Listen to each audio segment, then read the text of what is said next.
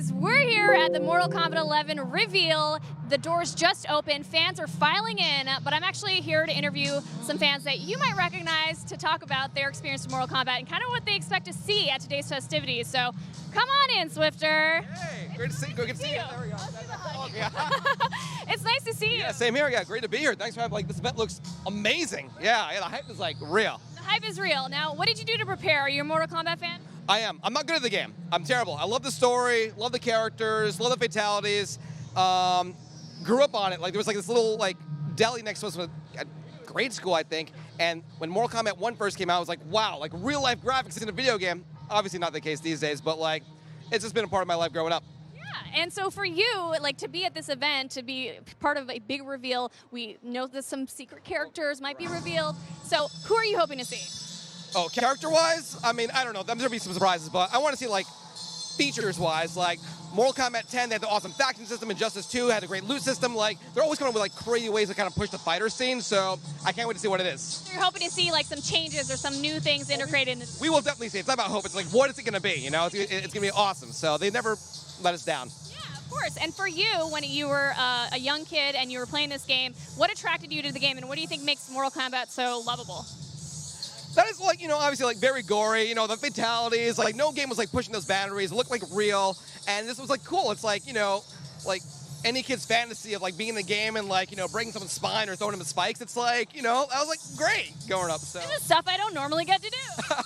Exactly, and never will get to do. Never ever. What about for you when it comes to playing against a character that is just really hard to beat and you kind of hate playing against? I mean, I just complain. I'll just get salty, swift rage, or whatever like that. I just get angry by, you got to do it. It's all part of the challenge. It's very satisfying. The story's always great. Just you're until to kind of keep on going until you get better and you get it done. So absolutely. Of course. And are you going to be checking out some of the booths here today? Absolutely. Don't know about the tattoo booth, but the fatality booth. There's so many crazy things going on here. So it's just, what a wild event. I'm really impressed. I was not expecting it to be this grand. It's going to be even more epic, so stay tuned, of course, for everything that's going to be announced here. Thanks a lot for joining us today. All right, later.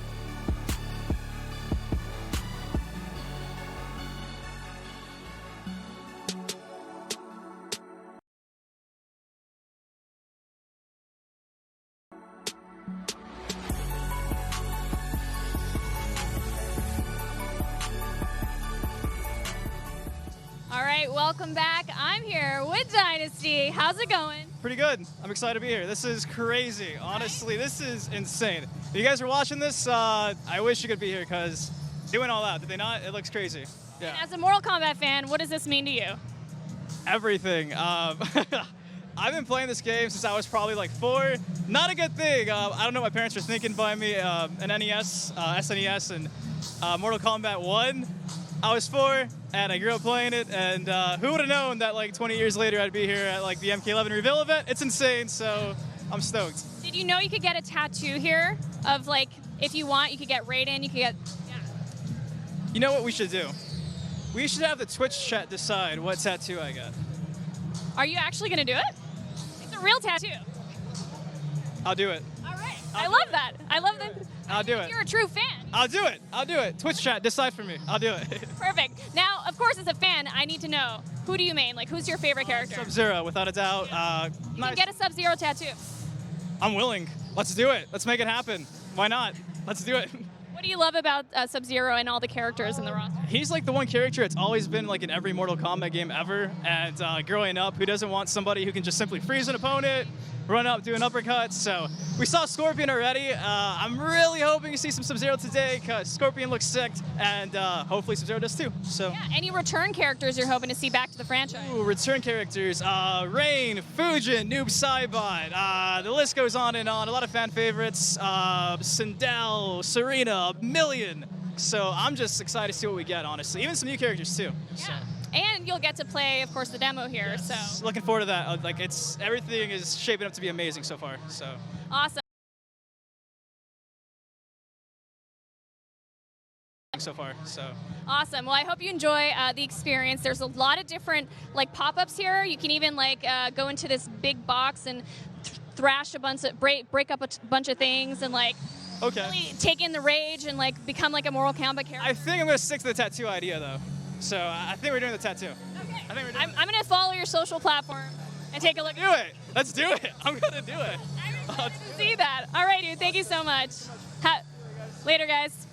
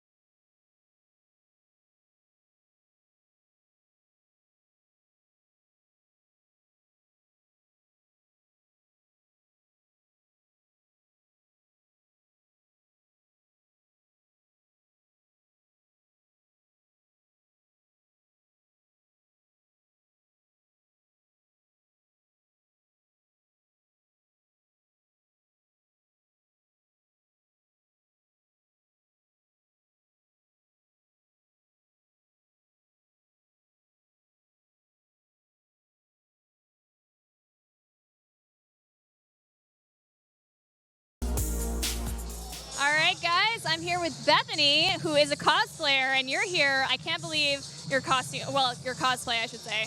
You look wonderful. Thank you so much. Sorry, it's hard to talk. Thank you. What did it take to pull this together? How long did it take you to make it? Yeah, so Mortal Kombat reached out to me to work on this project a couple of months ago, and I put this together in about a month. So since the reveal at the Game Awards, I basically got to see the costume and was able to build it for this event. So I'm thrilled to be here. What made you choose this character? Were you told we want you to dress as this character, or did you get to choose like one of your favorites? Yeah, so I've actually done a couple of gender bend Scorpion cosplays in the past, and that kind of, you know, brought me a little bit of notoriety in the cosplay community. So they reached out to me because of my Scorpion design, so they wanted me to do that again. So I was pleased to be able to do that. It is intricate. Was there any particular piece that was really hard to make in particular? Yeah, the mask. So I had to sculpt everything out of clay. I posted a time-lapse video of like my whole build, and it took a long time to do. I was worried I wouldn't have enough time to make the rest of the costume, but I did it, so. You did it. It looks stunning. And what does it mean to be here? Are you I'm assuming you're a Mortal Kombat fan. So like what for you is the thing that you're most excited to see and everything about this event? I'm just thrilled to be here in general. Like I kind of started tearing up over there, just absorbing everything. So I'm just happy to be here. I'm happy to see what's happening. I'm happy to see character reveals, like new costumes maybe to make, and it's so incredible just to be in this environment. Now, is Scorpion your favorite character? Of course. Get over here. Any return characters, some of who might not be your favorite, but that you really want to see back to the franchise? Yeah, I was talking about this earlier. I'd love to see Lee May from Deadly Alliance. Yeah. I really love that character. I played it all the time on the GameCube, and Mortal Kombat is finally back on Nintendo, so I'm thrilled to see that. And I don't know, I'd love to see kind of a nod to that era. Oh, man. Well, you seem like a true fan. You look like a badass. I'm very excited for you to be here and for you to see, of course. I've kind of got a little taste of what's coming, so I'm very excited for you to see what I got to see, and I think you're going to be blown away. You're going to be really excited. Great, I can't wait. All right. Well, thanks a lot for joining us here today. Thank you.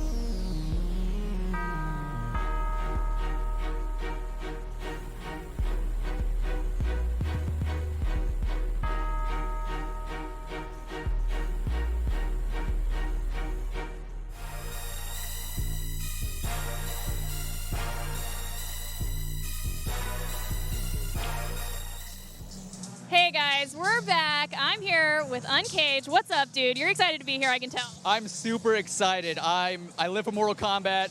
It looks amazing, and I'm ready to see what they have to offer. Good. So I'm assuming you prepared or did something to prepare for this event. So what did you do to do that? I went back and played Mortal Kombat 9, the old MK games, MKX. I'm fresh. I'm ready for what the story for MK11 is going to be. Okay. Did you come up with new ideas of things you'd like to see? I mean, a big thing that people are saying is time travel, so I want to see more about that, time travel, for sure. So all the story, like it's a very crazy story, and it's hard to keep up, but you seem to be really invested in that. What do you think people love about it? I mean, a lot of people love that Mortal Kombat is one of the fighting games that actually has a story. Other fighting games, like, yeah, it's a good fighting game, but Mortal Kombat's a good fighting game, and it's a great story as well. So with a great story comes great characters. What are some of your favorites, and who do you hope returns to the franchise? My favorite character of all time is Johnny Cage. That's actually why my name is Uncaged Games, so I gotta have my boy back. Dude, you are the perfect person to be at this event. Yes, if they reveal Johnny, you can see, I'm gonna jump out of my chair, for sure. You better get the camera on me, I'm ready.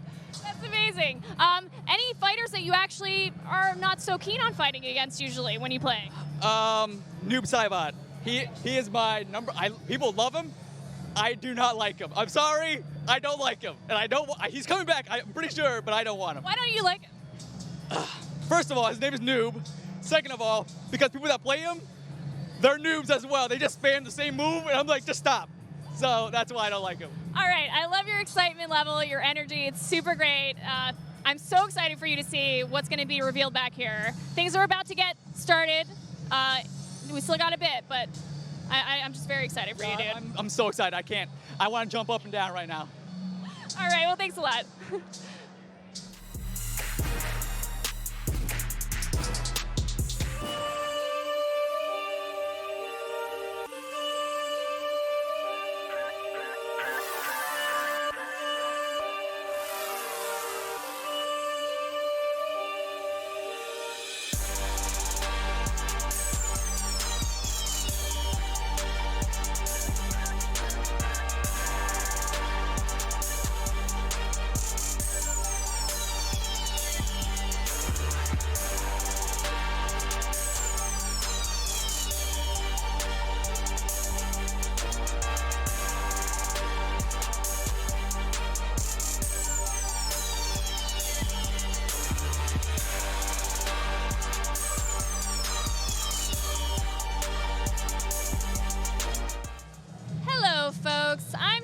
Chloe Dykstra, one of my good friends. What's up?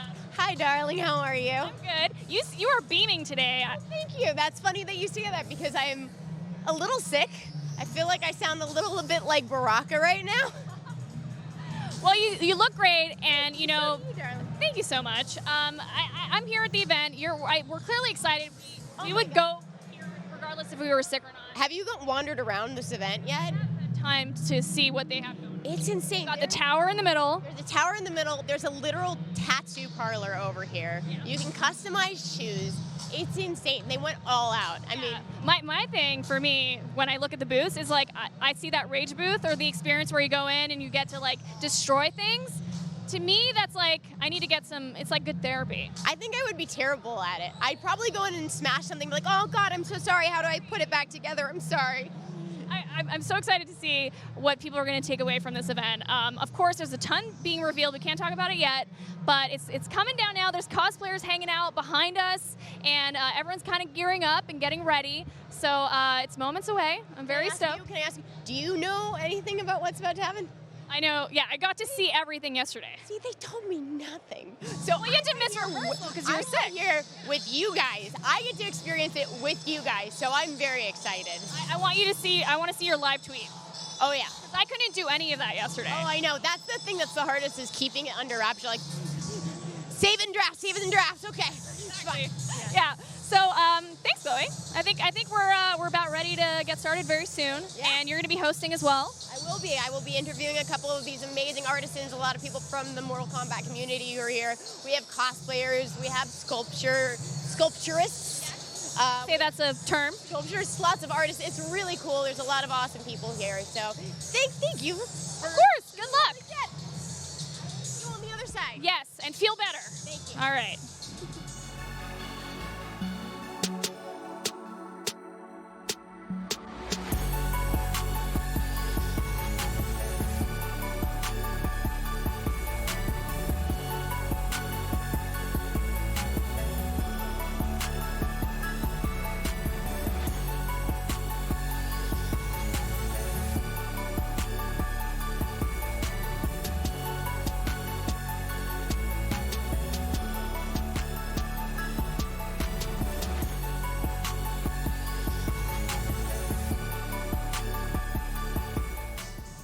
Hey guys, I am Chloe filling in for Naomi right now. I am here with some amazing cosplayers. Would you guys like to introduce yourselves? Yes, I am Xavier Woods, aka Austin Creed, aka host of the greatest YouTube channel of all time, Up, Up, Down, Down. Go subscribe if you have yet to subscribe already.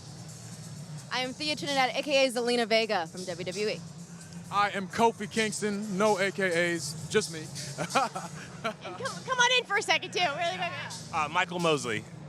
Michael, it's lovely to meet you. So I want to ask really quick. First of all, you are the creator of some of these costumes. Did you create this one yourself? Yes, I did. See, I love coming to these events and seeing all the amazing costumes.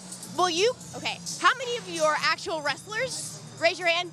All three of you guys are wrestlers, so you guys are all used to being in costume at this point. Yes, very So much this is not weird for you. Not at all.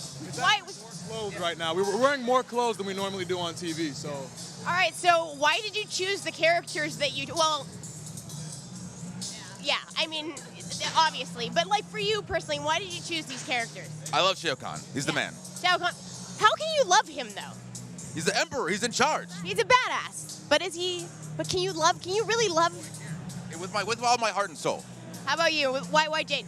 I feel like Jade is very underrated, and some people kind of take her for granted, so I got to rep for those up. Nice.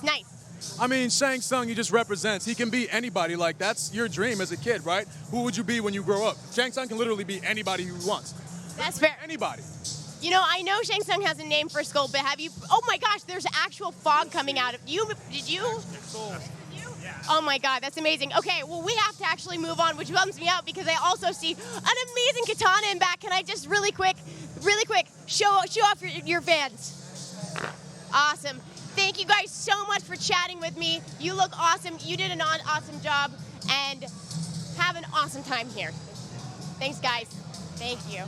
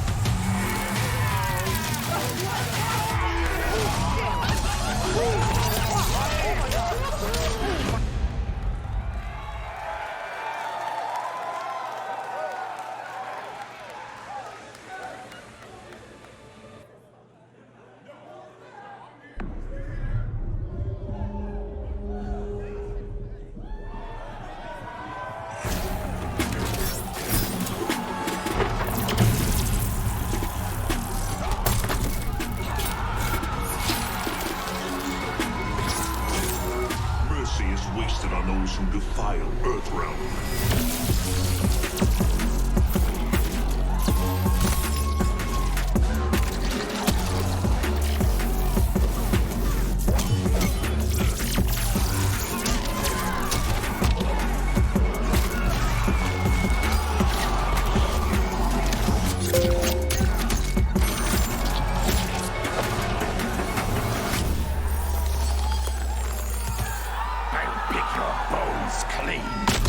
Savagery is no match for skill. Yet again, Liu Kang, you've chosen the wrong destiny.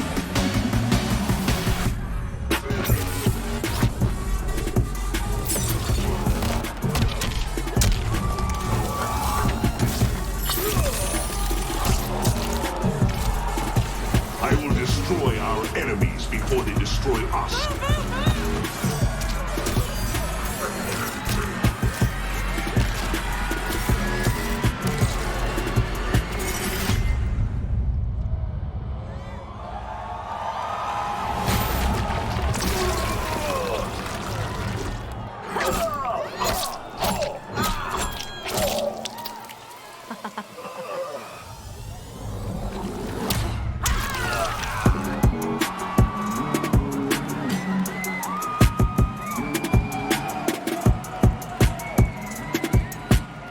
Please welcome the producer of the MKX Pro League and Combat Clash, your host, Mr. Joshua Gray. What is up, Los Angeles? And hello to everyone watching around the world. Welcome to Mortal Kombat 11, The Reveal. I'm Joshua Gray, and I'll be your host for today's monumental event. Are you all as excited as I am to be here today? I hope so, because we have some truly awesome stuff to share with you, and I am so pumped to reveal some of the surprises Mortal Kombat 11 has in store.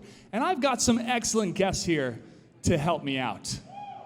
Ed Boon and the NetherRealm Studios team are here to talk about the new storyline and the tons and tons of content they've been working on for you. Tyler Lansdowne is in the building, along with some of your favorite Mortal Kombat pros. Plus, we have some secret special guests in attendance that I can't wait to bring up here, including some real-life badasses behind our characters. In just a few minutes, you will be the first people on the planet to fully experience the bone-crushing brutality of Mortal Kombat 11. Prepare to get hype. We are about to reveal even more gameplay for the first time in a worldwide premiere. This is the most blood-splashing, gore-spewing, spine-snapping action you have ever seen in a Mortal Kombat game. Ladies and gentlemen, are you ready? Please welcome to the stage creative director of NetherRealm Studios and the co-creator of Mortal Kombat, Ed Boon.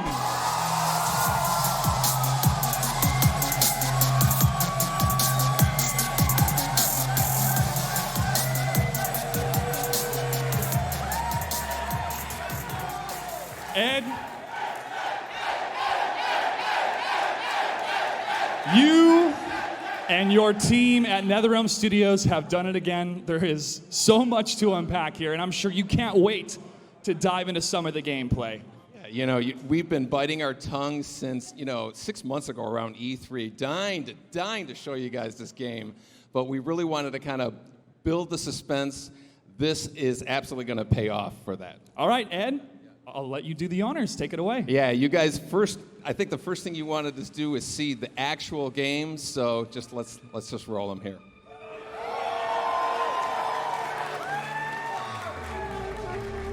So, we're very excited to show you your first look at Mortal Kombat 11. Nobody else has seen this. Today we have 7 characters to show you, some returning, some new. There's far more in this game that we'll be able to show you right here, but we do want to hit on the enhancements from the game, the fighting, and the custom character variations.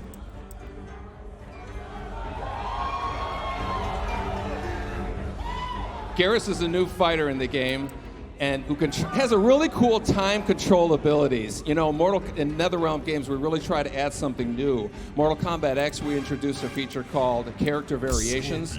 3 versions of every single character.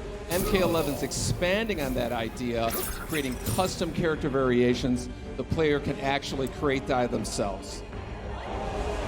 So you notice they're selecting different versions of Scorpion. Some were created by the players, some were created already in the game. Same thing with Baraka.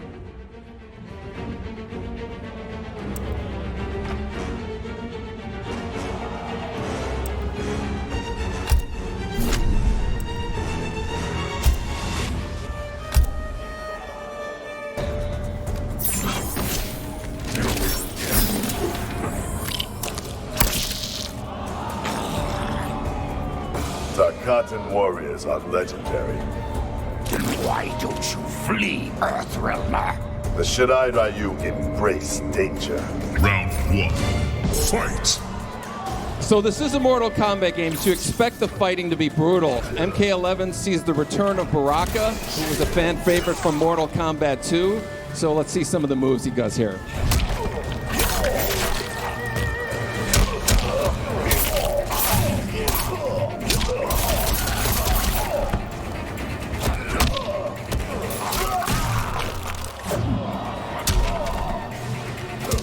Not to be outdone, Scorpion has a few tricks up his sleeve.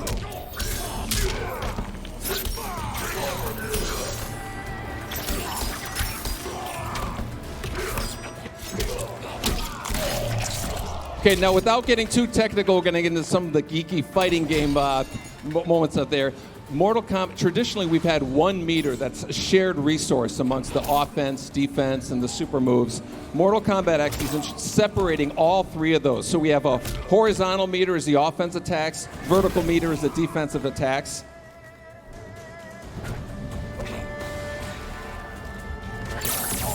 See, Baraka's going to shooting 2 using his offensive moves. Also can extend this leg stab here into a throw with a also. Scorpion here is going to escape from a knockdown using his defensive meter. And you're going to notice here that the fatal blow that's actually tied to 30% of the health meter. When it's reduced, you get fatal blow available. This adds completely new dynamic and tension to the fighting. Both Baraka and Scorpion have a fatal blow right now. Baraka wins this fight. Round 2, fight!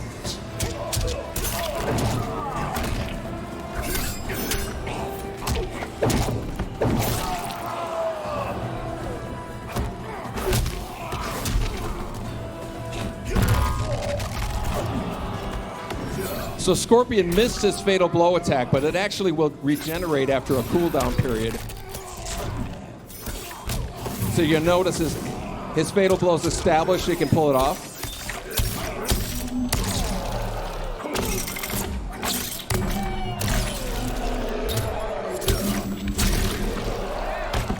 And now to be outdone, Baraka now has his fatal blow available.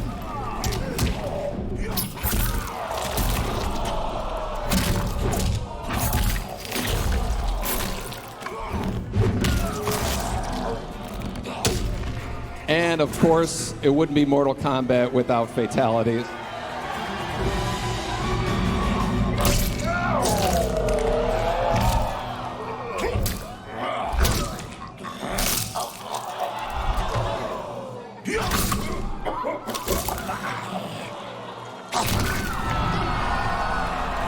Fatality. Baraka wins. We're going to quickly talk here about, we have custom variations. On this player variation screen, the players can create, modify, and collect multiple versions of every character. There are a ton of features that you can customize, from the costume pieces, the intros, the victories, as well as a huge variety of skins here. Every fighter has 3 costume pieces. You see Scorpion, they're changing the mask here, picking a new one. You can actually program these at different attributes. See, we're swapping out the spear or the katana for a new one. And of course, Scorpion's iconic spear can be swapped out for a new one as well.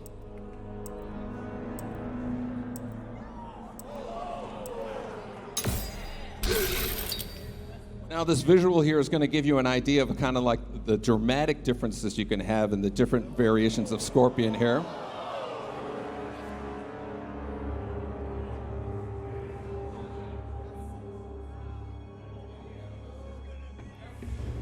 This is the case with all the fighters. So you're going to know Scorpion and Baraka, all the kind of variations you're going to see, you know, playing people online and whatnot.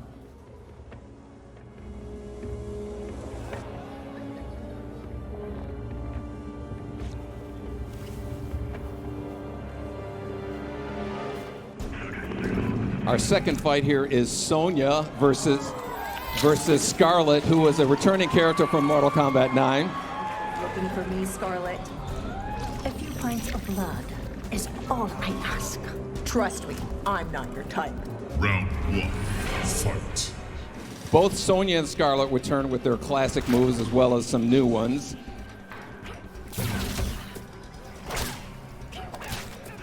Sonya has a bunch of gadgets that she can play with here.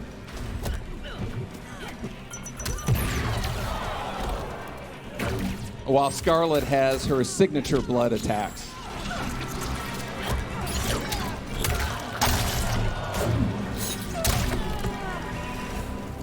We're going to take a look at some of the nuances we have. We have a new feature called a flawless block. A perfectly timed block will open a window for countering attacks. Watch Scarlet doing a quick hop. You can evade low attacks and also open another window for countering moves. Now notice Sonya's health is reached below 30%. When it reaches there again, you're going to notice a fatal blow is available. That's when you can release a devastator.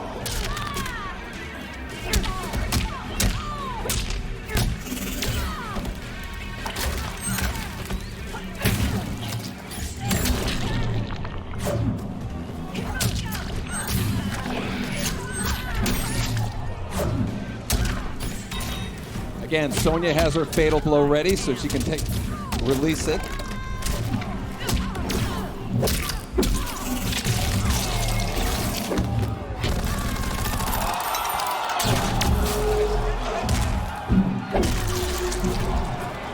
So that was enough damage to release fatal blow available for Scarlet, which she'll attack here.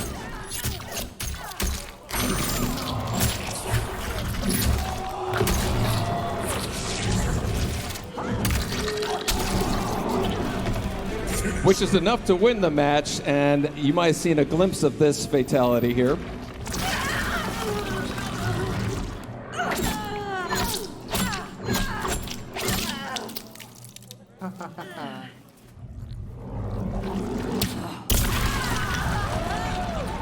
Fatality.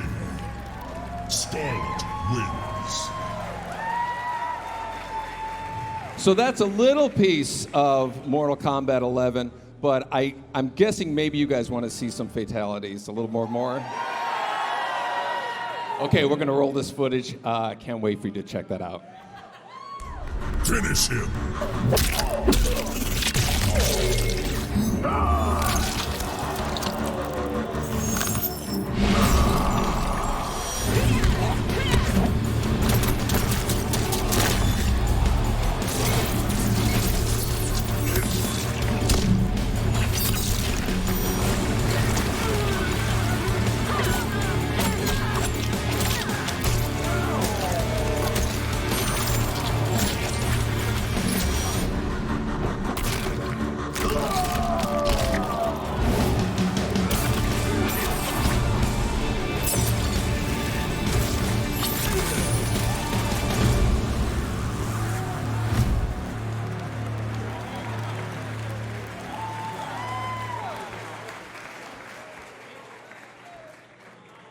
Okay. First of all, Scarlet has returned. What has it been like to bring back this fan favorite that we haven't seen since Mortal Kombat 9? Yes, we introduced Scarlet as a DLC character in Mortal Kombat 9, and she's been one of the most demanded returning characters, so we knew we had to kind of abide by that. I know my buddy Scar out there is super stoked as well. All right.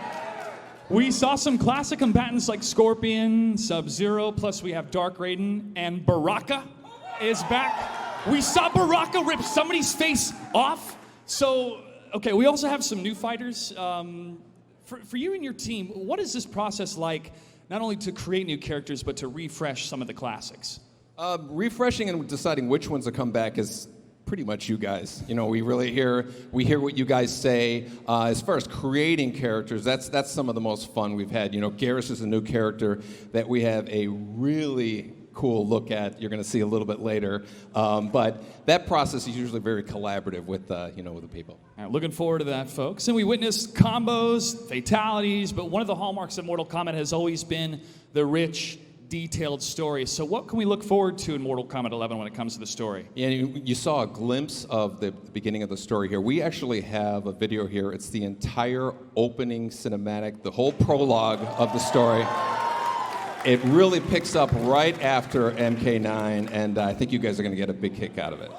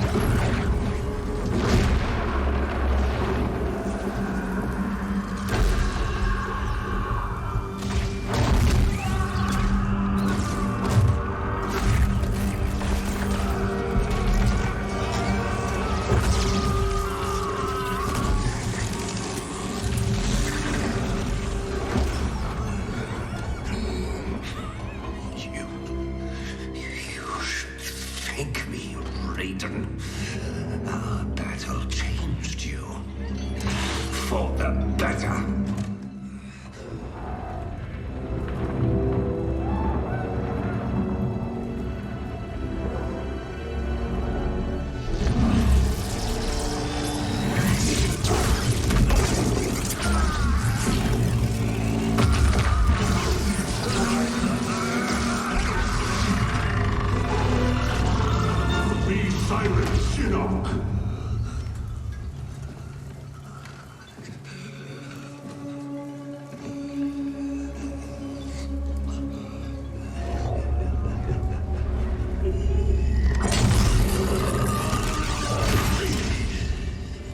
But you wear my amulet.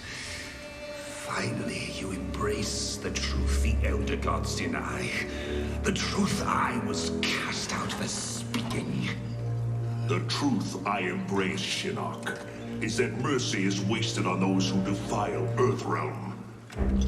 I will destroy our enemies before they destroy us, starting with you.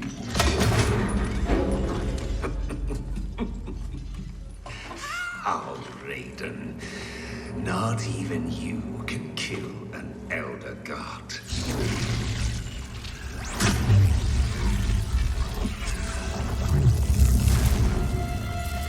There are fates worse than death.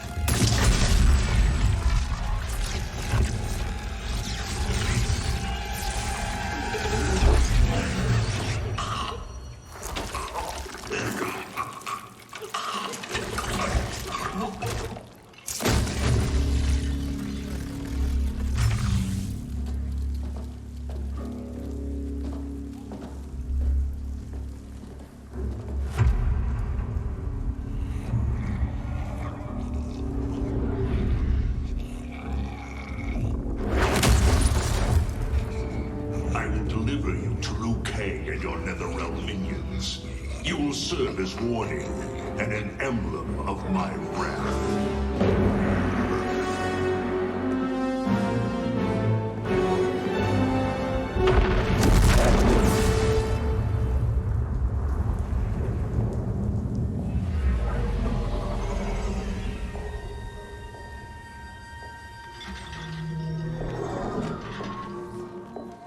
This is not your destiny, Shinnok.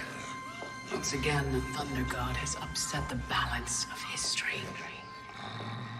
But know this. The arc of the universe bends to my will. It is only a matter of time.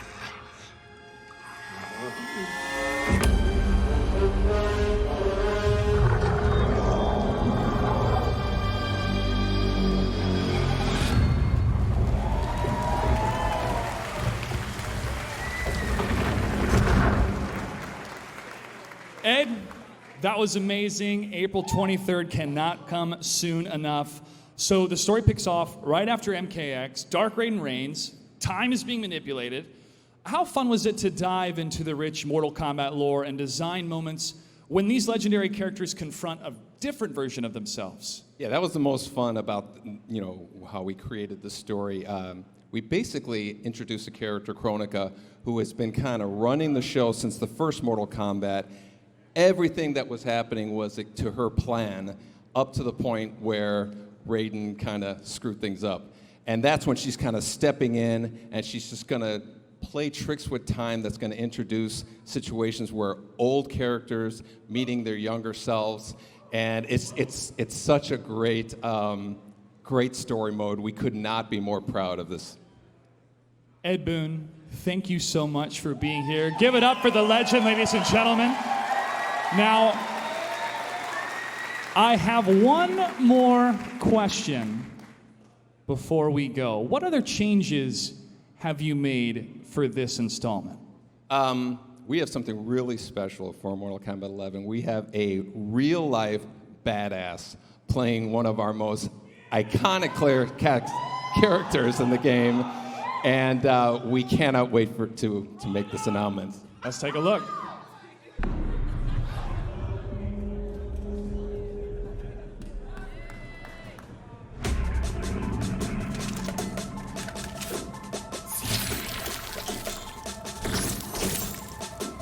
You've been looking for me, Scarlet.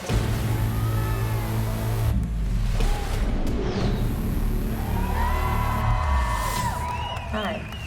Sonya Blade calling in air support.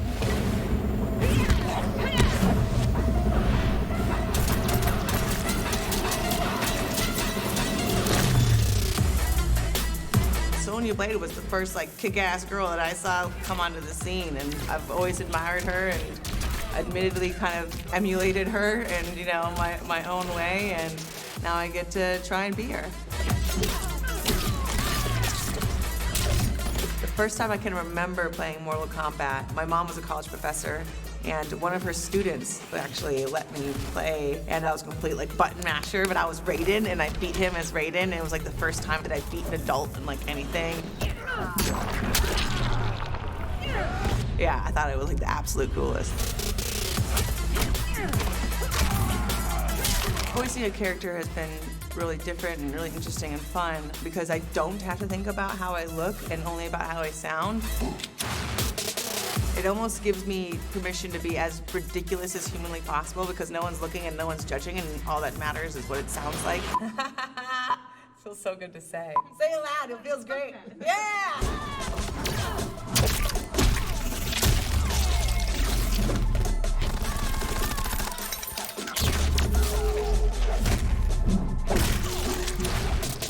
I've been a fan of Mortal Kombat for almost as long as I can remember. For a little kid, I loved me some gore.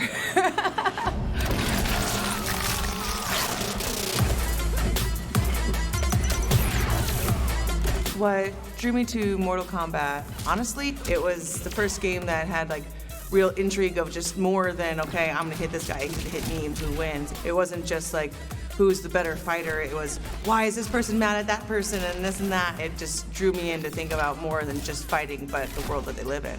And yeah, it's been a great experience being Sonya Blade.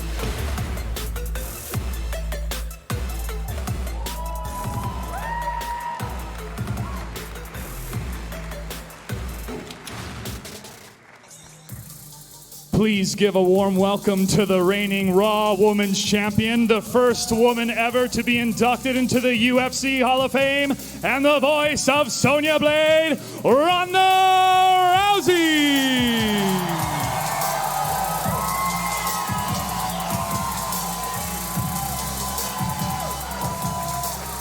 Ronda, thank you so much for being here. How does it feel to be part of an iconic franchise like Mortal Kombat and to be voicing Sonya Blade? Oh, this is a dream come true. I tried to grow up to be Sonya Blade as close as I could. Like, I feel like if Raiden came down right now and I had to pick 3 warriors Mortal Kombat, like, I would definitely be that person. And now, instead of being the closest thing I can be to Sonya Blade, I am actually Sonya Blade. Earthrealm is in good hands. So how did you prepare for this role? Is there anything that you did specifically to get into Sonya's headspace or things that you pulled from your fighting experience? Well, it was very secretive, this project. I really didn't get to know very much at all. And so I tried to inhabit her headspace by actually emulating her fighting style. And I got to do a Hurricanrana on Triple H at WrestleMania. So he was my Kano for the evening. And I've been watching the gameplay, and Sonya actually does a rolling Juchikatami armbar that is like my absolute favorite. She just rips somebody's arm off with it. I can totally do that. And so, yeah, I was just getting my In Your Sonya in. What excites you most about Mortal Kombat 11? Well, I'm excited about a lot, you know? I mean, they really do outdo themselves every single time, and when you don't think that they can do it anymore, I mean, it's blowing my mind. I mean, I didn't think the graphics could get any better, and they obviously are. I mean, I have no idea what's going to happen, like, with the rest of the story. I know my parts, but even still, I'm just like, there's so much secret involved that I just cannot wait to see how the story unfolds. There's so much that I'm probably ignoring my family for a while and shut up in a room. Yeah, we're all taking off work. Don't worry, we're all taking off work. Now, I already know the answer to this question, but which character are you most excited about for Mortal Kombat 11? Sonya Blade, of course. Even though I kind of hope I see Johnny. Ronda, thank you so much for being here. Ladies and gentlemen, give it up one more time for the voice of Sonya Blade in Mortal Kombat 11, Ronda Rousey.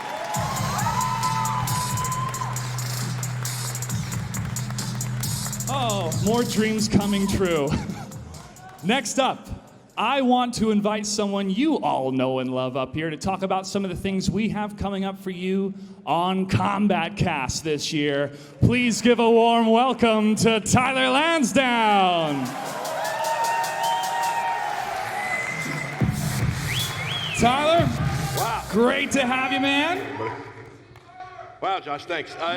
Thank you guys. Good to see you. Good to see you. So tell us what's going on with Kombat Cast this year. I am so excited to be here for the reveal of MK11.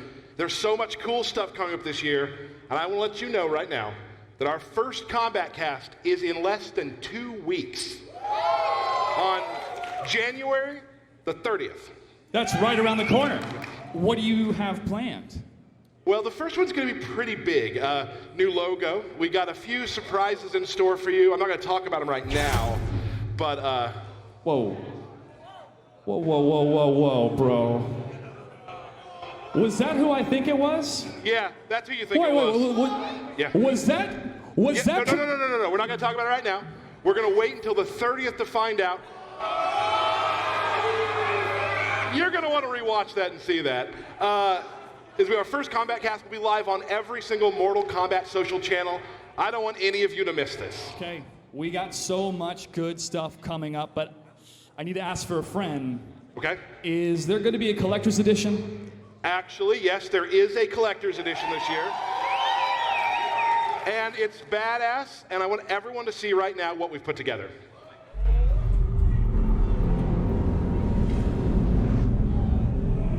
Whoa! Okay, that mask looks incredible. What is it? You have one! Actually, I have the Scorpion mask. It wasn't magic, I just walked back there. This is one of the coolest collector's editions we've ever done. In addition to this mask, if you pre-order any version of the game, you get Shao Kahn and access to the beta, which begins on March 28th. Man, I don't want this. I need this. Put me down for one. I am sold, and you can purchase yours too at your local GameStop here in the United States. For everyone else around the world, get more information at mortalkombat.com. That just about wraps it up for us here on stage, but stay tuned because we have a lot more coming up on the live stream. Yep. Tyler, you're going to be interviewing some folks, and a live look at the reveal floor here in Los Angeles, and a pro exhibition featuring some of your favorite Mortal Kombat combatants. We do have one more big reveal, but first, a big thank you to Ed Boon and the NetherRealm Studios team for joining us. And of course, Sonya Blade herself, Ronda Rousey, for being here today. She's great. And I want to extend a huge thanks to everyone tuning in from all over the world. Thank you so much for being a part of the Mortal Kombat 11 reveal. We hope you're excited for the official release of Mortal Kombat 11 on April 23rd. Oh, so Josh mentioned the reveal just a second ago. Are you ready to see it? Yeah! Here we go.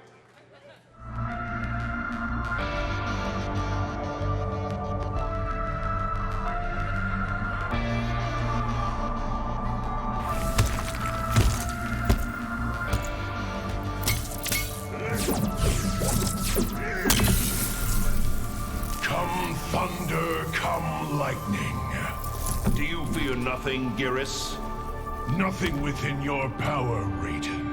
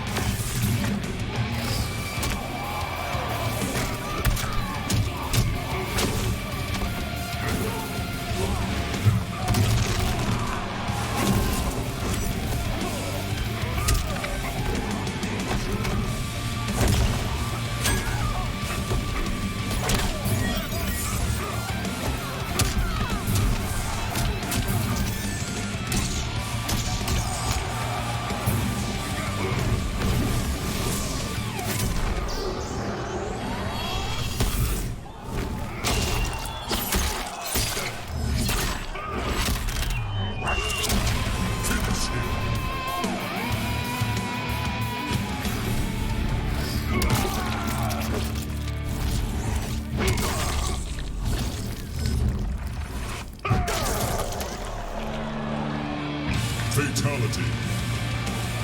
Geras wins.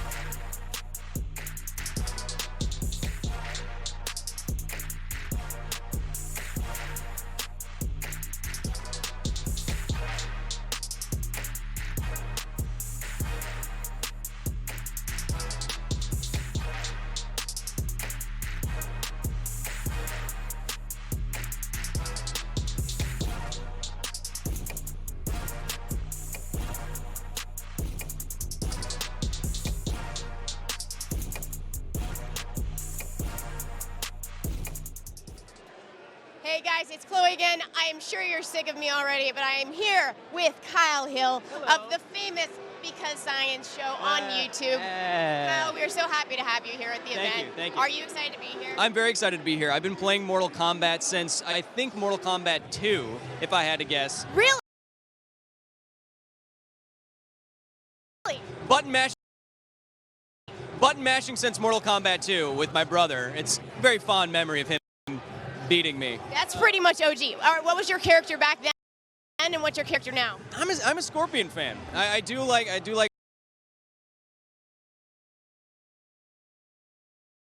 OG Scorpion. I love the get over here spear and all the original moves and movesets. And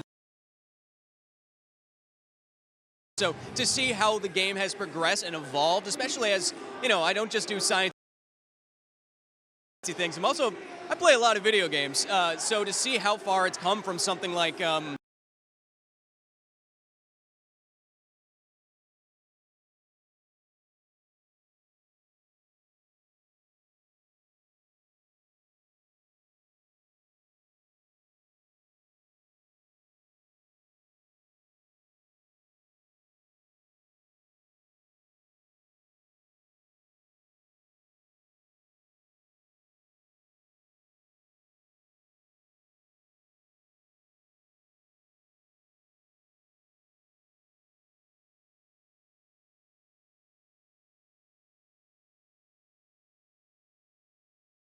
probably rip a limb off or punch someone's face off from behind their head is a lot. A lot of these, conservatively. No, I don't think so. Conservatively speaking, a lot. I mean, the kinds of forces it would take just to lift a human off the ground with something like a punch is somewhere around the same amount of force that a car going highway speeds would hit you with. So it's substantial. Well, I think it was heavily hinted at in the trailer that there's a time travel element in this game, potentially. Is that something that you might be excited about? Well, time travel is always super confusing in that the universe seems to not want us to go backwards, only forwards. If you go really, really fast, you can go less through time than other people do, which is kind of a form of time travel. But in terms of going backwards, I think I'd like it more for the story element than I do for the physics element, because I don't think... I mean, if Stephen Hawking couldn't figure it out, I don't know if we're going to. So you're saying to me that Mortal Kombat is not realistic, is what you're saying? I'm saying... Did you hear that, Mr. Boone? I'm saying that... Shots fired! Mr. Boone, I'm saying that Mortal Kombat is heavily drawn from mystical things, and it's fun to watch. That's true. It is very fun to watch. Where can we watch you? You can watch me and all my science-y, pop culture-y videos at youtube.com/becausescience, and maybe some Mortal Kombat stuff will inspire me here. Awesome. Well, thank you so much, Kyle. Have an awesome time. Thank you, I will. I'll see you guys in a few.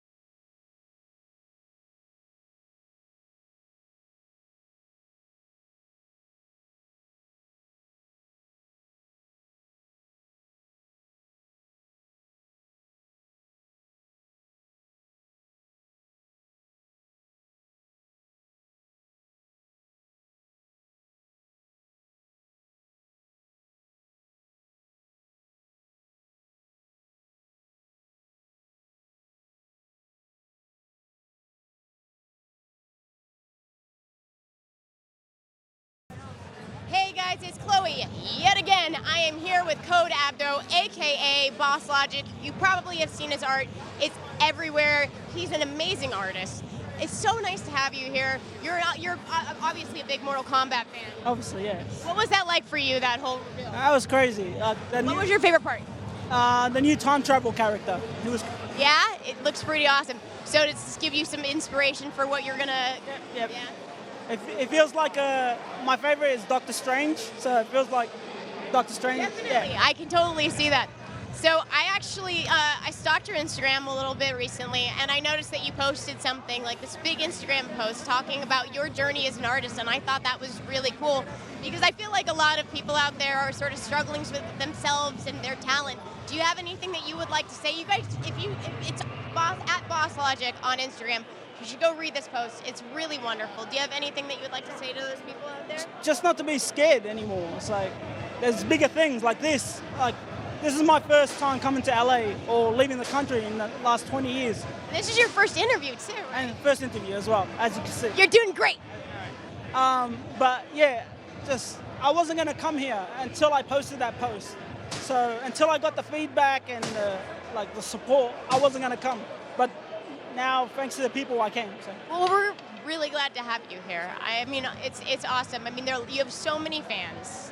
What does that feel like? Have you met some of your fans here today? I've met like maybe 10 of them, but it's crazy. People saying, "Oh, that's Boss Logic. That's Boss Logic," and that's thanks to the post. It's Boss Logic. Well, it is so awesome. Thank you so much for being here and letting me chat with you. Any final words, anybody? I'll see you in April. See you in April. Awesome. Thank you so much. High five. Have an awesome time. I'll see you guys in a bit.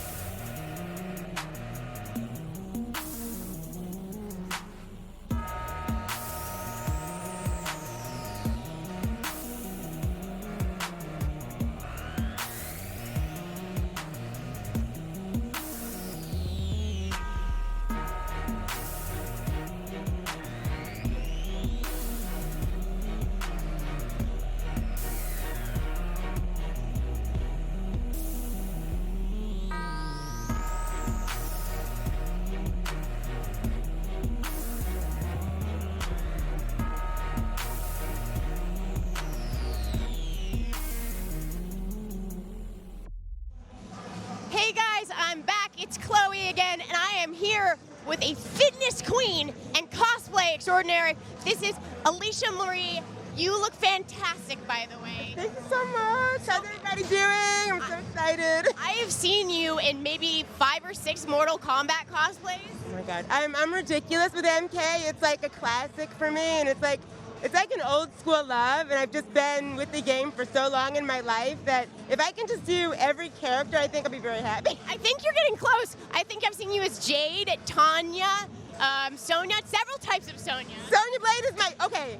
I am so excited about Ronda Rousey being Sonya Blade. I cannot deal with it because Sonya's such a badass. They needed to have someone who's equally a badass to play her, and she's perfect. So I'm really excited to see what Sonya's gonna bring in MK11. I agree. Now, I gotta ask you, because this is kind of a gender bent cosplay. This is sort of the first gender bent Mortal Kombat cosplay I've seen you do. What was it like to translate this particular skin into like a feminine outfit? It's not quite feminine, it's like a fighting outfit. Exactly. Like, okay, Shao Kahn is a beast, you know? He's a warlord. He's pretty much a demon. Like, he's crazy. I mean, I think he's he's an emperor. He's like everything that a badass should be. I particularly like the collector's edition skin because it kind of harkens back to the samurai look that the designer intended for the character anyway. And a lot of my cosplays like to pull on what the designer originally wanted for the character. So I like that when I was making this, I got to research a little bit of like samurai style and the colors they use and the design for the helmet. But it's really lightweight though, but it's all heavy, whatever. That's awesome. I gotta say also, by the way, like, you're such a badass yourself. I feel like you versus Shao Kahn, you might actually have a fighting chance. Yes, let's go! Really quick before we end this, because I'm desperate to know, how long did it take you to make this? Okay, let's see. I started making this on December 10th when I saw the sneak peeks. I was like this, because I was gonna make someone else, and then I was like, okay, I'm switching gears. And when I saw it, so I started making it December 10th. December 10th? Yeah. Are you serious? So this took you a month to make? I finished it about 3 days ago. So. My God, you're throwing things around. You were absolutely brilliant. Okay, it's like trying to find these things. I cast these out of resin. So this is actually resin right here? This is resin. Oh, this is 3D printed, thank God. Thank God for 3D printing. The symbol. This is a drawer pull.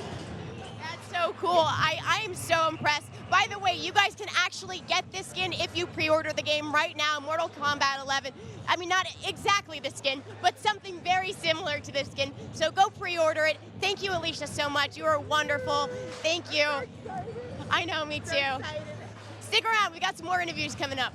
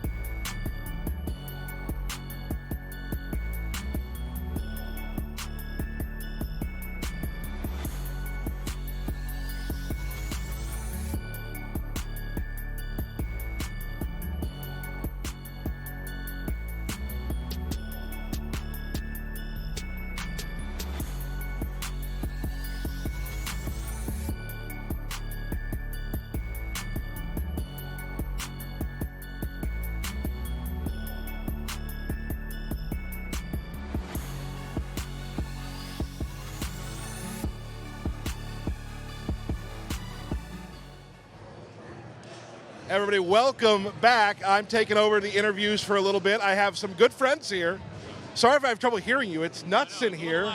I got Maximilian and his crew, so I'm just going to pass the mic down. Tell everybody who you are if they don't know, which they should know who you are. Pass it down, and then we'll talk. Hi, my name is Max. I'm here with Kenny and Simmons. We're 3 out of 4 of the Yo Video Games crew.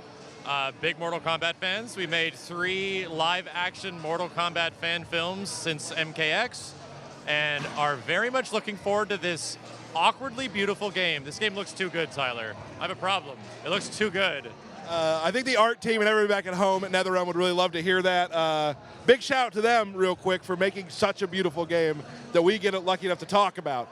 I'm going to send the microphone down the line. I want you each to say something you're most excited about. You go and take it. All right. Pass it on to I'm going to say the thing I'm the most excited about is the new mechanics. Between all the different Mortal Kombats, they always have crazy different mechanics between mobility, between offense and defense now. I haven't had a chance to play the game, so that's the thing I'm the most anticipating. Maybe I can get a walkthrough from Tyler if he's not too busy. We'll see. What's up? I'm Kenny from Yo Video Games, the Mortal Kombat fanatic of the group. This is my Oscars. This is why I have the tux. This is why I came to look sharp, because this is my Oscars. This is my thing, and I'm most excited about the customization, like making the character yours. Like sometimes you get a fighting game and you're like, oh, you know, I love this character, I just don't like their look. This one, you can really customize your look and get it the way you want.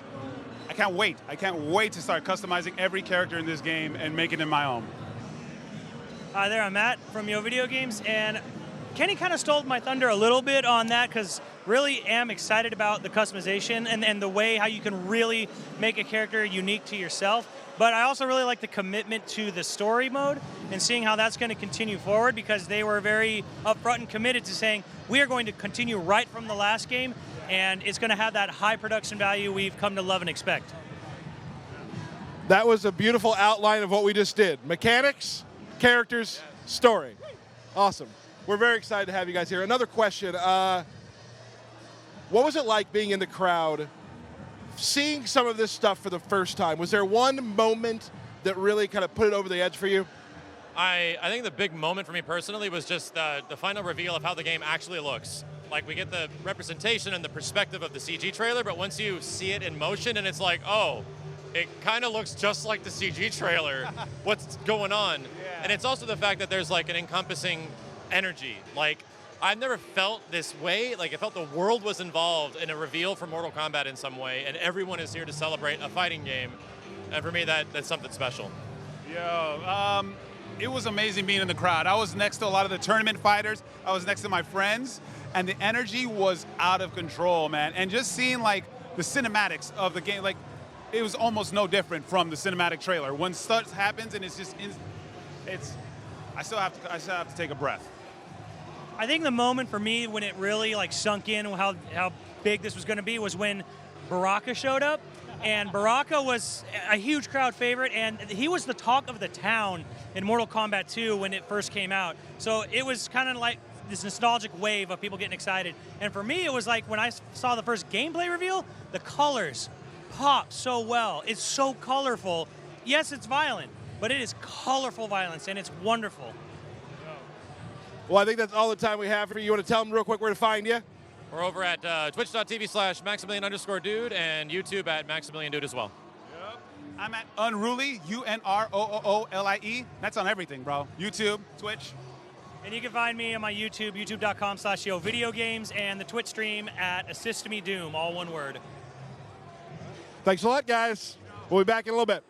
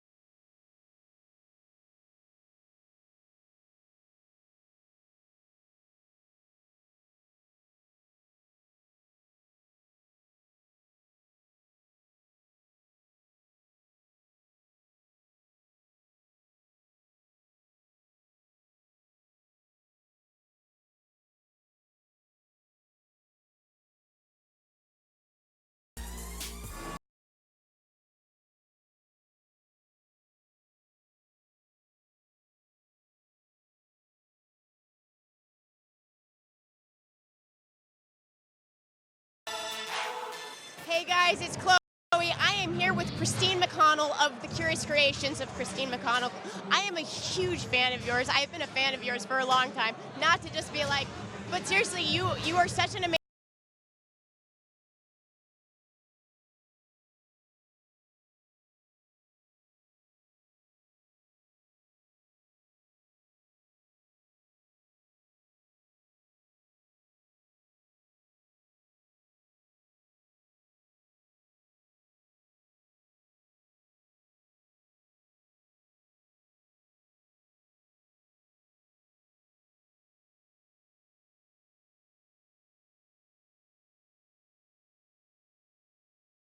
So if you're not familiar with Christine, which you should be, she is a master baker, and she's gorgeous. She does amazing photos. I should let you describe all of the things that you do. I wouldn't know where to start. You do so much. It's so funny because I don't know if would you describe yourself as kind of a nerd? Very much, yes. You would describe, what kind of nerd are you specifically? I would say like kittens and sewing. I don't know. Well, it's funny because I was like, all right, oh my God, I get to hang out with Christine McConnell tomorrow. You've done some amazing stuff for the Mortal Kombat community. I've seen cookies. You made some cookies. Can you describe your cookies? Yeah, whatchamacallit, I sort of researched a lot. They had reached out to me to see if I could come up with anything. And after researching as much as I possibly could, I thought I'd put a comical sort of spin on it. So I think the first project was, I think I had Sub-Zero. Yeah, I saw that. The most adorable Sub-Zero I've ever seen.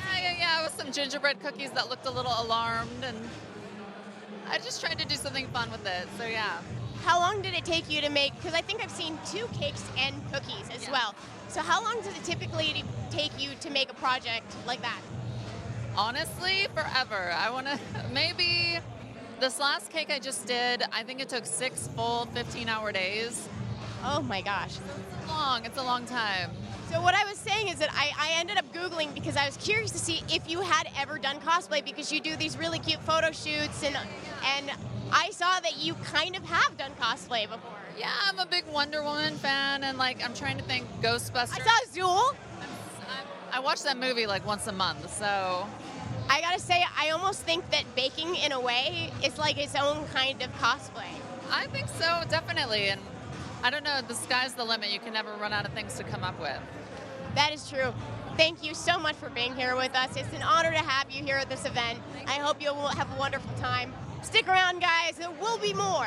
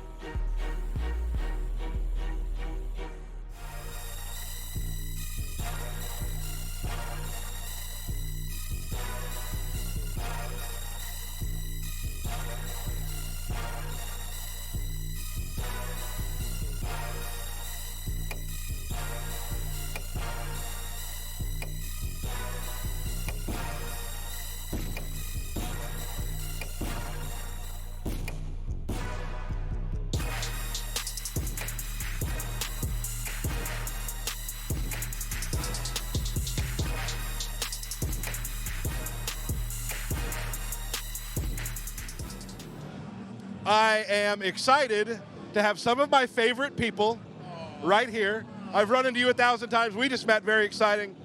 We need to have words. So let's introduce who we got here. I am Xavier Woods, a.k.a. Austin Creed, a.k.a. host of the greatest YouTube channel of all time, Up, Up, Down, Down. Go subscribe if you have yet to subscribe already. And I'm Shao Kahn right now. I'm WWE Superstar, Zelina Vega, and I'm dressed as Jade. Here we are. We're here. I am Kofi Kingston, and right now I am Shang Tsung. Damn right you are. All right, so I want to ask a question. I'm going to go each one of you. What do you anticipate for this game? What are you looking forward to? What do you want? There we go. What I've been anticipating is seeing Baraka. And I saw Baraka, and I lost my mind, and he's nasty, and he's biting flesh off. He's eating people's brains. I'm so looking forward to using Baraka in this game. Awesome. The fatalities more than anything else, and I feel like everybody has their own unique style, so it's really cool to see how they're all going to get destroyed. Oh, right on. So. I was gonna say fatalities too, but honestly, I'm looking forward to the storyline. I'm so intrigued. There's so many, I have so many questions, like the new characters and just like their interactions. You see Raiden out there torturing people. What is happening in the Mortal Kombat universe right now? We need to get Kofi back in the studio to get bodied by 16-bit again. Remember when that happened? Hey, that's that. I'm sorry I brought that up. You are a guest in our home, and I apologize. Oh, everybody wants to get on me. Why? All I'm trying to do is live my life. Look, I bodied Selena in Mortal Kombat on several occasions. And look, okay, we're going to have... One more question. What moment of the show made your eyes pop? Like, what did it for you? Back to Baraka, I know I said it already, but him eating the brain? Come on. Come on, son. What? So dope. I love Baraka. I have to agree with that, but I also think when Raiden sliced his head off, Shinnok, when he sliced his head off, that whole interaction really got me, so. Whew. For me, it's got to be Scarlett's fatality. And number one, like, she did it the first time, and the second time she did it, it was a different color eyeball. So the eyes changed. Like, the details are like, come on, man. Like, you got the different eye colors? Come on. Her fighting style, negative? Come on, man. Are you kidding me? We had some fun with those. Scorpion had Boone's mane as one, if you saw that, yeah. So guys, we're gonna wrap it up. I am so glad to have you guys here. I am sure I'll see you again real soon, because now we're all like best friends. Cool. Thank you for tuning in. It's a wonderful day. Glad to have these guys here. Can't wait to hang out for the rest of the day. We'll catch you later.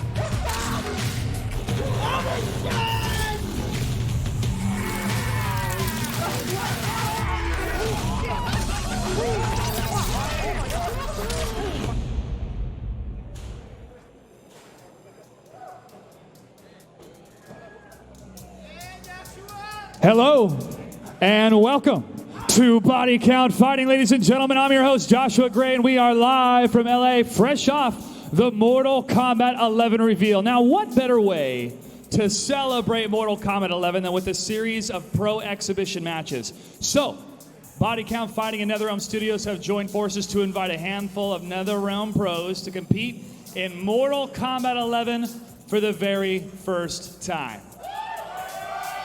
Backstage, we have Hayate, Honeybee, Grr, Scar, Tweety, Dragon, Rewind, and of course, Sonic Fox. Mortal Kombat 11 is getting ready to showcase their skills featuring these players. They will take the stage to compete in a series of first to threes to establish bragging rights and set the tone for the upcoming Pro Series. Our commentators are standing by as the first match is about to begin. Gentlemen, let's get this exhibition started. Hey, all right, my name is Ultra David. I'm one of the commentators. I'm Steve Brownback from NetherRealm. That's right, so from the home of NRS, Chicago. That's right. And today's home, my hometown of Los Angeles. Super, super excited here. We have 8 of the best Injustice 2 and Mortal Kombat X players in the world competing in the first look at competitive Mortal Kombat 11. So I was just talking very briefly with Scar about it. They have all had a chance to play at this point, but keep in mind, not for very long. Oh, this is way earlier than Meta 1. This is like negative 99. Yeah. Who can find sort of one thing in the last little bit of time that they've had to play? Yeah, they've literally had about 45 minutes, so it's almost like you pick your favorite character and you just kind of go with it. I kind of think that is what it is. So we're going to have Hayate versus Honeybee. 2 of the best Canadian players in the world, both top 8 finalists in Injustice and MKX, actually. And 2 of the best in the world in general. Also, Tweety versus Dragon. Which I'm extremely excited. Those are, I mean, Tweety is one of the most hyped players, and Dragon, he took a break from an Injustice 2 just as Tweety kind of ascended to a top player, so this is a very fresh match. Yeah, I'm interested in how it's going to go stylistically, too. Then you also have Scar versus Grr.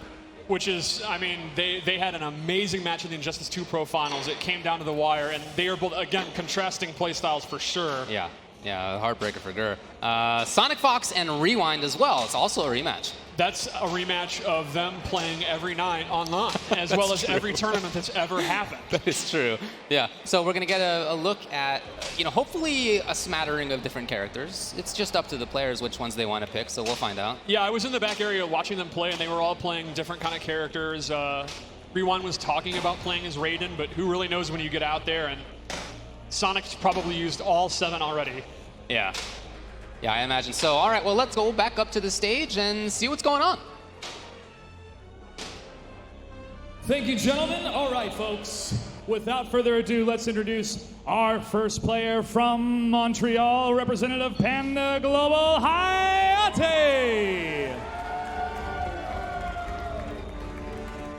It's a battle for Canada, my friends. So good to see you. How pumped are you for Mortal Kombat 11? I'm really pumped to come here and try the game, experience what it's like to play it, and I'm having a great time, and that's what's up. All right, man. Excited to see your gameplay. Go ahead and take a seat. Let's introduce your opponent, hailing from Toronto, Beast Coast, Honeybee.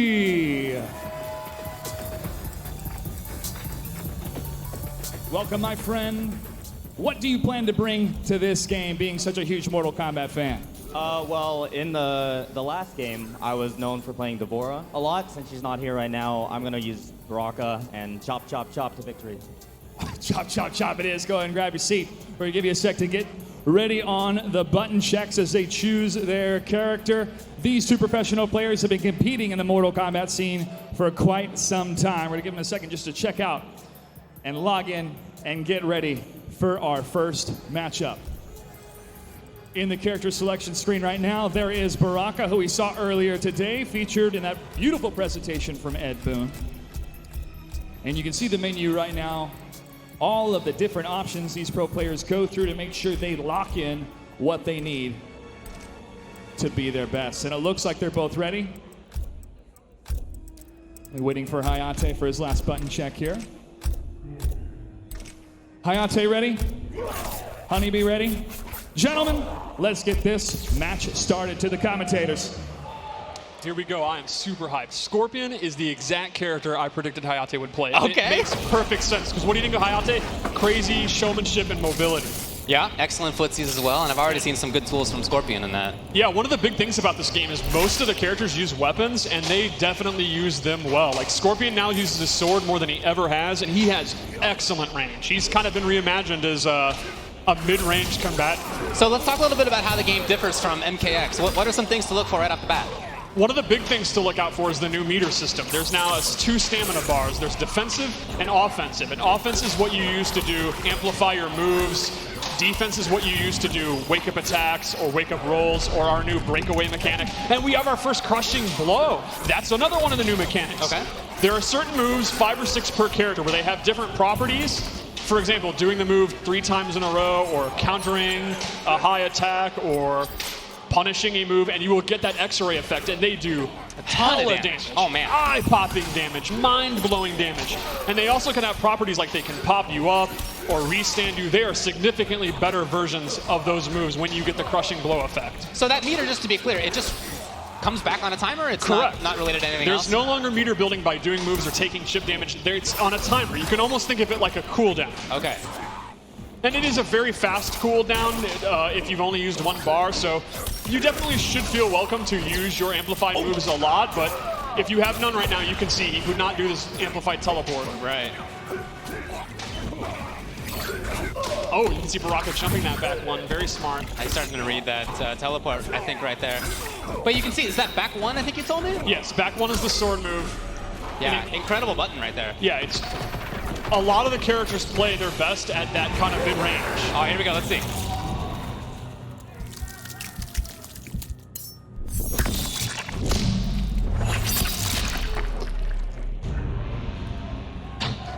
I gotta tell you guys, I don't know if you could hear that in the way that I could, but I have big old headphones on my ears right now, and each one of those little blood driplets, I feel like, was in my head. Our audio department does an amazing job of making something gross, like 10 times gross. It was the definitely squishing gross. is so nasty. Yeah.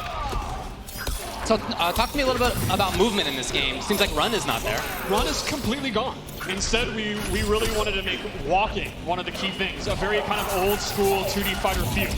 You can actually dash, but the dashes don't really go that far, and they have a lot of recovery, so they're mostly used to, like, maybe when you hit a Sub-Zero freeze to get there quickly, or if you want to take the risk because they have a lot of recovery. Walking is really the name of the game, in my opinion. You can cancel a dash with a block or an attack if you want, reminiscent of MK9, but it's not nearly as effective as it was back then, where you would kind of dash block rapidly to get in. You really have to think to get in, I see. which then goes with what I'm saying about the normals having so much range. So the normals have a lot of range at mid-range, and everyone's using their weapons, but the walking is really strong, so you can kind of walk in and out of that range easier. Okay. Yeah, it seems like already from about this range they can play footsies, which is pretty cool. Yeah, Baraka uses his blades with his back too, and yeah, that back 2 overhead is huge. Half screen. Right.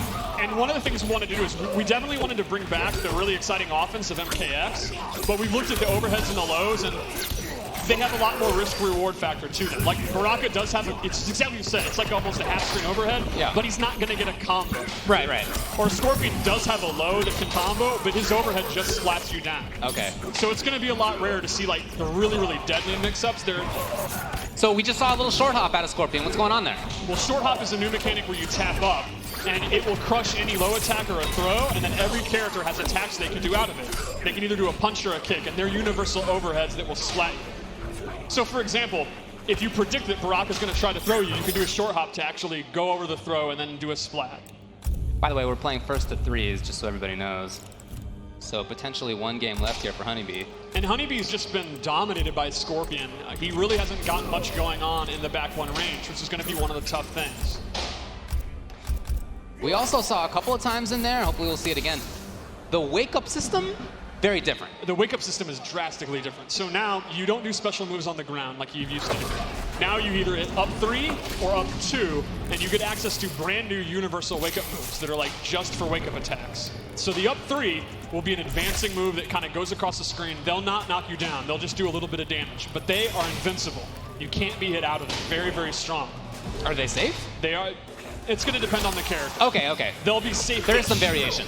Then there's the up 2, which is an anti-air move, and that actually pops you up, but they're not invincible, but they'll beat jump attacks. So you kind of decide. And there you just see his up 2. Okay. He didn't get a combo, but when he has got more than 45 minutes, he'll be sure to do a combo. For sure, yeah. Again, this is all brand new to them. Oh, yeah. And there you saw Scorpion's up 3, where he just kind of slit his throat and didn't get a pop-up or anything. So one wake-up attack is fully invincible and is really strong, and you don't get much reward. One attack is higher risk, but you get great reward.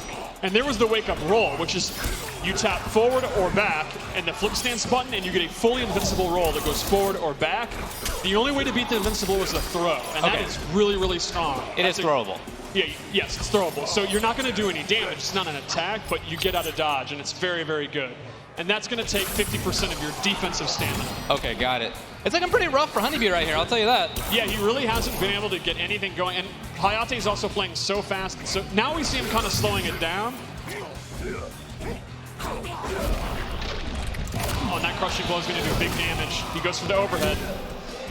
Block that time. Oh, good blocking. You can see the overhead. It does splat you and it has really good range, but it's kind of slow. Right. If you're really looking for it, you can react to it. Oh, there, he did get the punish. Nice, and now he's going to get a pop-up. So did he get that because that was a punish? Exactly. There's a lot of crushing blows where the requirement is to do a punish, as you can only do the crushing blow once per game. Got it. So you see that 1-2-2 Baraka crushing blow, he got the pop-up, but that's the only time you'll ever be able to do that. Okay. So one of the big things of the meta in the game is deciding when you want to do your crushing blow and actually taking advantage of it.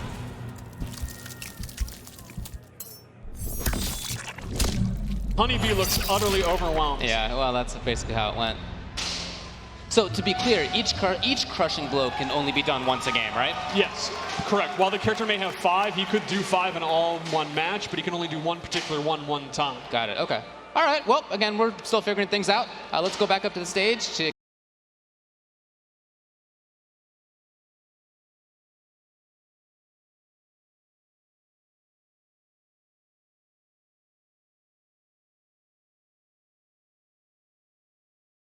Happy to see everybody, see all these new characters, new game. Just super stoked to be here. Very happy moment. I'm gonna make the most of it. All right, go and have a seat and get ready. Let's introduce your competitor from Texas, currently a free agent, Scar.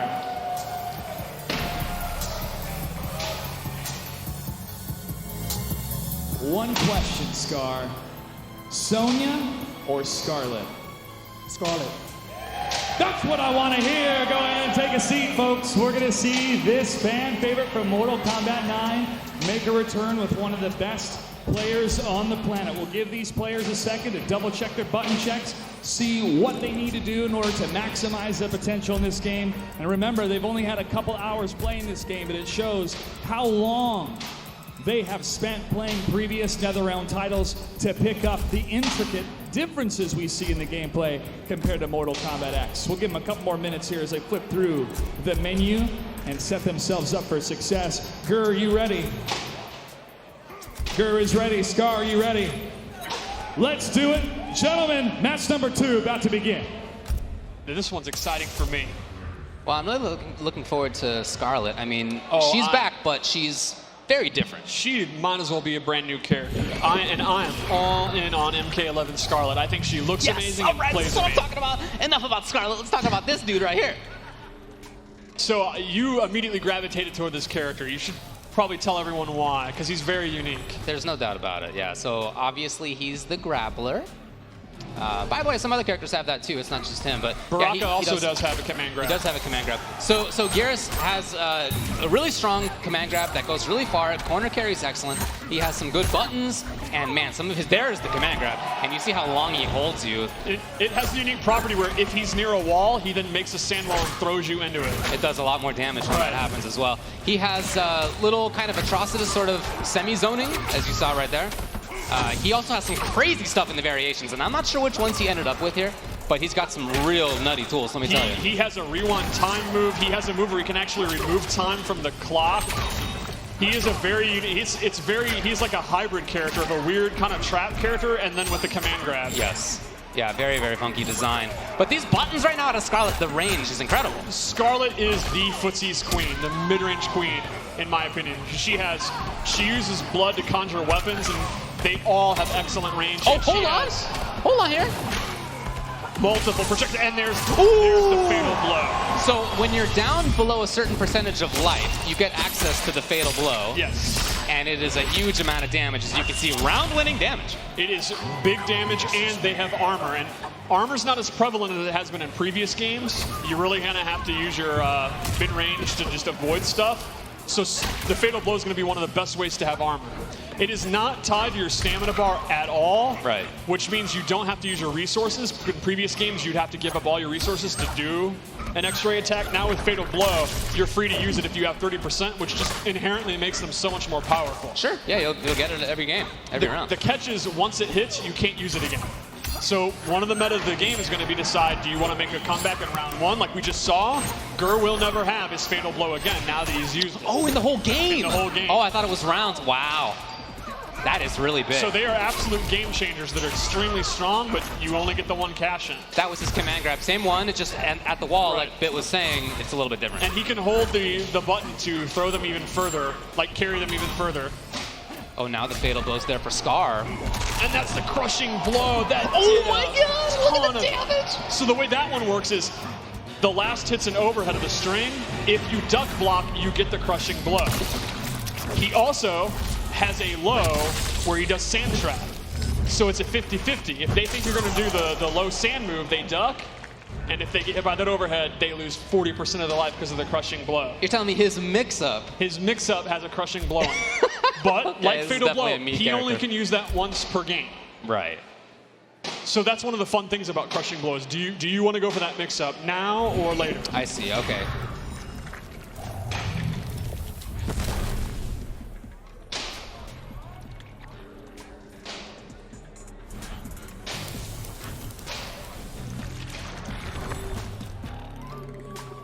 And we'll see. Gur basically made a crushing blow and a fatal blow comeback right there out of nowhere. They do massive damage. Yeah, you can really see that. I guess as the opponent, you really got to pay attention.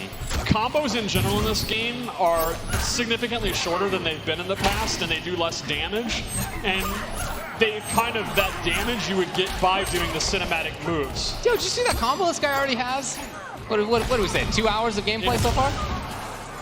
So one of the big things would be to use your crushing blow or your fatal blow to get damage instead of doing combos. That's not to say combos are not still a big part of the game, but they're going to be somewhat less prevalent. Like, there's less moves that combo without using an amplified move, or there's less strings that pop you up. It's going to be more about doing big damage in big chunks. Okay, here we go. Can you get in there in time? No. Yeah, and Scarlet, she has like 4 different projectiles, so... Yeah, and if you're she's in a Scar, there's really not much reason to do anything else. It's just holding on to the space right here. But gotta pay attention to that fatal. Oh, okay. Fatal blow was available. Didn't end up coming up. Scarlet is a good example of how the offense works in this game. Her back 2 is that scythe move that's an overhead, but it does not pop you up, and it is unsafe if blocked. Okay. But then her back 3-4, that can pop you up in the corner. So she has a low that can pop you up, but she does not have an overhead. Uh-huh. Oh, he's really found a good tool. Oh, good jump. Probably looking for command grab. Didn't come. And Scar right back to the zoning. You can see, look, the frustration is still here. One of the things I really love about MK11 so far is that these characters that you've shown on this character select screen are very different. So you have the credible zoning coming out of Scarlet. From Garrus, you have really cool command grab mix-ups. He's got some other funky stuff as well, like we were talking about. Really good variations. Fatal blow. It's there. Yes, and then we'll also have characters like Sub-Zero, who has great some of the best offense in this version, which is unique. Sub-Zero, typically you think of him as a very slow defensive character. I really don't think he is in this one. He's quite different, yeah. And Sonya's also has really, really good mix-ups.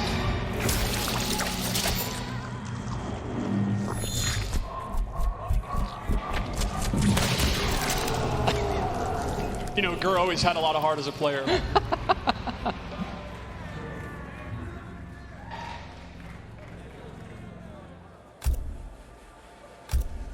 Looking pretty confident up there, and I'm really glad that Gur went with the big body. You know, he in Injustice 2, as the game progressed, he moved away from Bane and the command grab characters he traditionally used. So I'm happy to see him back. Yeah, I was very happy when I went him back there that he immediately had picked Geras. It really seems good for him. Mm-hmm. And I'm very, very hyped to see Scar play Scarlet. One of the fun things about the development of this game, since we didn't reveal it, you know, earlier, was sitting there waiting. I can't wait to see some of these, you know, which pro player is going to play which this character. And I knew Scar was going to lose his mind because in MK9 he came in late and he was the best Scarlet in the world at one point. But Injustice came out and he never really got the chance to like get an Evo top 8 or an MLG top 8, even though he was very talented even back then. So at the beginning of this round, we saw that it said first hit. What does that do for you now without meter in the same way? There is no more like first hit bonus. You do not get anything because meter recharges on its own, and you always, unlike typically, you actually start with all 4 of your bars. Oh, dang, the combo out of the wake up? All right, that's what I'm talking about. Okay, that could have been cool. He'll get there, Gur does have his fatal blow. We'll see, though. Now, at this point, though, the round is going to be very hard to win, so it might be wiser to save it unless he gets a few hits in, and then it would kill. Mm-hmm. Oh, wow. Just goes for the sweep to seal it. Yeah, I really like the mind game of that, having to think even as the person using the tool if you should use it now or you should save it for the next round or what. It's definitely one of my favorite things that we've added to the game. Oh, wow. What's the condition on that? The condition on that, I believe, is 2 counter hits with that move in a row. Okay, I was going to ask what counter hits do, but I guess, do they help with that? Counter hits are typically used in crushing blows, otherwise it just lets you know that you hit a counter hit, but a lot of them are tied to that. Okay, yeah. And that's the same when you see punish come up, that it was a guaranteed punish, and a lot of those are crushing blows. Like, for example, that right there, if that had hit as a counter, it would have got the crushing blow. Got it. Look how long he holds it. Look, see that? He's holding them like they're a small child. Yeah, they are compared to that big boy. And right back to a range where he can control things. He's got good buttons. Maybe not in this matchup, but typically it seems like that's true. Okay, okay, here it is. Excellent use of the fatal blow. He was about to lose, if not. Right. And that's definitely going to kill. Now again, that means Gur did steal that round, but he will not have it in the final round, and Scar still has his. So that means in the end of game scenario, like right there, Scar will have a huge advantage heading into this final round. Hoping to see some forward movement from there. Now those I'm not sure what to call it. It's not puddle, that thing. You have to aim that, right? That is not tracking? It is not tracking. He has close, medium, and very far. And you can see when he amplifies it is when he gets that hourglass, and it's letting you know the other one's going to come out. So you can see what Gur's kind of doing. You put it out there, and then do other moves, walk in, walk back, and then it's going to go. And Scar knows he can't get in. Mm-hmm. Well, we were talking about whether Gur could make another comeback. It doesn't seem like he needs it right now. It's all on Scar. Now Scar does have access to the fatal blow. Oh. Now it is on a cooldown. You did not lose it since it was blocked, but it's a significant cooldown. Still available? Woo! And it just came back. Unfortunately, it's too late. So then you do have access to it more than once. If it's blocked or whiffed. Okay. Once it actually connects, it's used. Okay. Wow. Now, we've only seen it come up a couple of times, but talk to me about how throws and throw techs work. Are they the same as in previous Mortal Kombat? Throws are very reminiscent of MKX and MK9. You use the opposite button to break them. They have a forward and a back one. A lot of crushing blows are actually tied to throw, and the requirement will be if the opponent techs the wrong way, you get the crushing blow, and they do bigly damage. Like Scarlet has one, so her throw can do like 30% if you tech wrong. Oh, sick, okay. It's pretty awesome.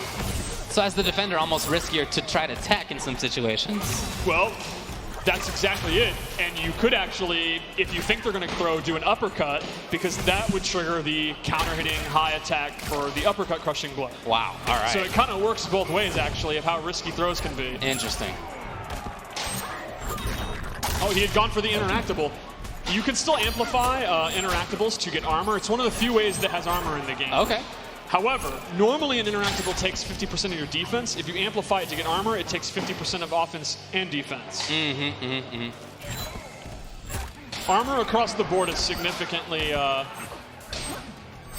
lessened than it was in previous games. A lot of characters only have armor on their fatal blow or a handful of moves. So they're both finding pretty good strings right now and making the opponent block a lot. Is there anything that they could be doing about that? Yes, one of the new mechanics is flawless block. It's if you block an attack at the last second within just a couple of frames, chip damage is significantly reduced and you actually break out earlier, and it allows you to punish things or recover faster than you normally would. Okay. It's a very hard mechanic.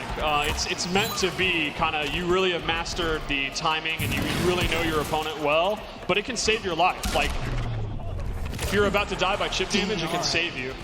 You also, if you reversal a move in flawless block, you have access to your wake-up attacks. So the up 2 or the up 3 that uses your wake-up attacks, you can do as a reversal. So I'll give you an example. Oh, after blocking. Right. Like if you do Sub-Zero slide and I block it, if I flawless block, I can then reversal up 2 and get the pop-up attack. Oh, so, wow.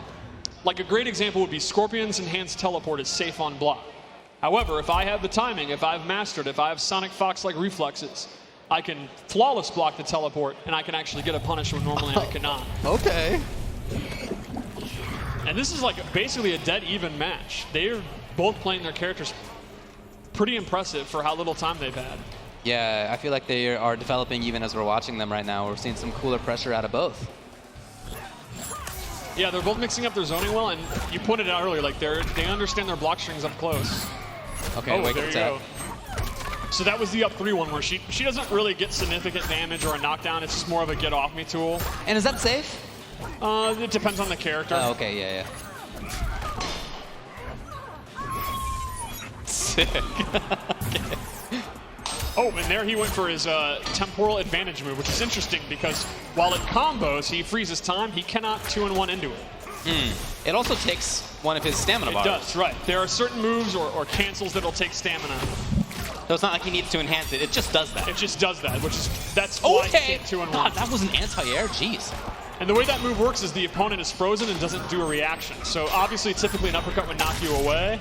That won't. And they are both within fatal blow. So this is the scramble I'm so excited for in tournaments. Oh, we saw Scar try it, but it was blocked, and now he's at match point. Grr, patient right there. I like the anti-air. Wow, he teched it. Scar's getting a big combo. Now there is a wall run interactable here that Gur could use, and Gur has never seen a wall run that he hasn't used. There you go. Gur is definitely probably the interactable master in the scene. Yeah, known to be one of those. And there you go. Okay, yeah, armor. The tongue not connecting. And that tongue is a really, really good move. It has really good recovery. That's my favorite of her zoning tools. Looking good for Scar. We got Fatal Blow now for Gur, though. Oh. He tried. He tried. The armor does not activate for a few frames. Okay. So while it's very good armor and it's a good tool to have, it's not foolproof. Oh, that might be about it. Yeah. That's going to be it. Scar takes it. Well, that's a really good back and forth, and I love seeing the display of footsies from both. I like seeing the different offense, the different timings. Very cool. I'm really excited to find out more about how you trigger crushing blows. I think that's a super cool mechanic. That is something, along with the blocking option that you were talking about, that really requires knowing the game in depth. Yes, crushing blows are definitely a lot of fun to learn the requirements, and I've now seen them probably 8 million times, and I'm still hyped, like every time. So like, some of them are pretty sick. I saw some back there, yeah. Like that Baraka arm one where you just bite your arm and a chunk of flesh comes out. Man, I was tough. Getting hype watching the reveal trailer, and it's like I've seen it 100 times this week. Yeah. And I kind of got chills watching it in front of the crowd, and it's like I knew it was about to happen. All right, well, something else you mentioned you'd really like to see is about to come up. It'll be Tweety versus Dragon. Let's go to the stage. This one I can't be more excited for because the loser is going to their hotel room, turning off the lights and staring at the ceiling. Like these are too emotional, and they're going to deny it. They're going to deny it. They're going to, oh, this is an exhibition. I don't really care. I'm just here to learn the game. Yeah. I'm just preparing for tournaments. Nonsense. These guys get emo when they lose. It is going to be emo city in here. I like how Dragon said that his MK11 main is unknown because, obviously, but Tweety went all in, claiming it was Jade. I mean, who knows if she's in the game? Was his We'll have to claim. see. Yeah, I don't know. He only can pick from what we have now. Of course. I do know Dragon, at least when I was over there early, was very excited about Scarlet. Okay. Very, very excited. Yeah, Dragon and I have similar aesthetic characters we like, so that doesn't surprise me at all. Well, I think it makes sense play style wise. I think for both of these players, it's a great fit. They both are so strong when it comes to patient play. They can really out-patient opponents. It's part of why I want to watch how this matchup goes, because they both have that ability. And they're doing it with characters that they don't have very much time with. Right. You're right that their play styles are extremely similar. It's why I think they're so strong in Injustice. When it's interesting that they didn't really play at their peak because Dragon took a break as Tweedy ascended. Yeah, that's true. Well, let's go up to the stage and we will watch it very shortly. Thank you, gentlemen. Before we introduce our next matchup, I have an A10 headphone to give away from our friends at Astro. But I need the help of my mustache brother, Mr. Aquaman. If you could hand this out to one of the hypest crowd members out there. Thank you very much, sir. One of the pillars of the Mortal Kombat community. On that side, who will it be? On that side, who will it be?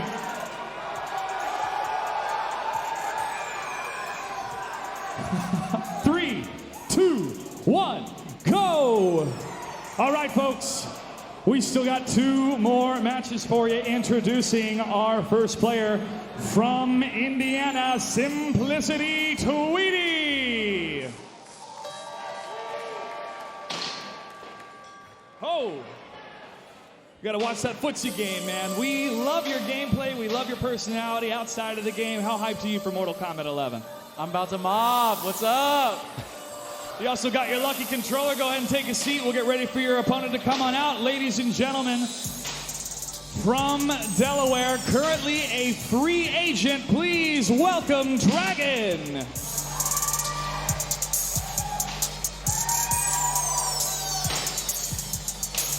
He's already going to take a seat. He wants me to come to him for the interview. Hey, buddy. Yeah, I need you. Hey, so it's been a little while since we've seen you at tournaments, you know, being a champion and all that. Are you prepared to be a champion in Mortal Kombat 11? Yeah. I mean, as you saw, I was ready to sit down. I'm ready to play. I'm ready to win. I'm just ready. All right, let's get to it. We'll give you guys a couple seconds to get that button check prepared, and let's see which type of characters they're going to be bringing to the game today. A huge thank you to Ultra David and 16-Bit for some fantastic commentaries. These players are playing in these exhibition matches for the first time today. They've only had a couple hours with Mortal Kombat 11. We're going to give them a little bit of time to get set up here. I'm going to throw it over to the commentators as they break down more of what we can expect in this matchup. Gentlemen? So I'm trying to ask you all the questions that I can think of and try to get as much info out there as possible. But if anybody would like to know anything in particular, send a tweet to either of us, and we're happy to address as much as we can. Yeah, I'm super excited for that. So Tweedy is gotta be like everyone's favorite player in terms of hype, right? In terms of personality hype. Personality hype. Okay, yeah, maybe, yeah. Here's what I like about Tweedy. This guy complained non-stop that he didn't get into the Injustice 2 beta. And he told us that was the only reason he wasn't top the first year. Okay. And now, it doesn't get any earlier than this. He's right there. Literally on stage. It's the third set of competitive MK11. Yeah. So my point here is he's up against an Evolution champion and an MKX top 8 finalist. Yeah. Tweedy, I don't know if you can hear you, he has headphones on. You have to win this. You told us. You told us you would be top if you could play early. This is it. You are not giving him an out, huh? No, there is no out. He has to win this. But you know what I love about Tweedy? He's thinking, absolutely. Yeah. You can't blow up Tweedy for his confidence because he just owns it. For sure, yeah, and he's made it clear that he can back that up. Yeah, oh yeah. I mean, there's in MKX and Injustice 2, the end of those games, there's no question he was one of the best in the world. Yeah. And this is his first opportunity to be top early in a game's life, which is so important. You always want to be good early on and not have that, I came in late, I'm as he would say, necro. So he is hungry. Okay. Now, on the other hand, we have Dragon. Unquestionably one of the best Injustice 2 players. The dude won EVO. For sure. But he took a break. And like it or not, I think Dragon's a great guy and an immensely talented player. If you step away, you step away. You have to hold that. And That's now true. he's back. So this is a high-pressure situation for both these guys. They have a lot to prove right now. Now, both of these players have liked to zone in the past, and you might think it's strange to see Baraka for somebody like Tweety, but actually that fireball is legit. It's a mid, and it recovers very fast. Baraka, you know, a lot of people have this idea that he's the savage, that he doesn't know what's... like he doesn't know what's going on. Yeah. No, he understands zoning. He's been in 2D fighting games for 25 years now, and he has come prepared. Oh! Wow. That did hella. It really did. Yeah, and because that enhanced move is just tied to the stamina bar, you can use that pretty regularly. You don't need meter in a traditional sense for that. Right, and you can just see there, he does 2 of them, and he's already built half a bar for another one. It's very, very strong. Yeah. Now, the nice thing about Scarlet's tongue, though, is she actually gets the knockdown. So if she can get the life loop, she definitely has the zoning advantage. Okay, trading it up, but you know what? Tweety's got more life. Right. Oh, good jump in. Yeah, read it. Now they're finally up close, and oh, excellent throw tech. You can see Baraka's forward 4 there is big, big range. Oh, chop, chop. Chop, chop has never been punished ever in 30 years. Everyone just talks about how they punish it, then they don't actually punish it. You can enhance that twice. He enhanced it twice for both bars.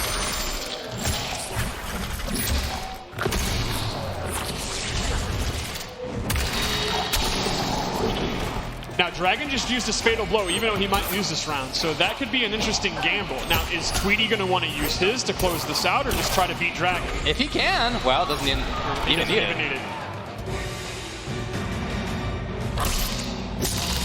Ooh. Oh, that is the grossest thing. That's if tough. you look closely, the skin is wiggling. Oh, all right.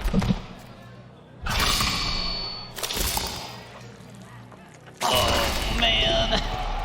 I like how the brain's pulsating. Yeah, it's still there. It's definitely still moving. It's all right. Dragon doesn't think when he plays. I think he heard me and just kind of front like, Yeah, he doesn't need that it's all right. brain. Yeah, I didn't either. It's fine. I just jumped.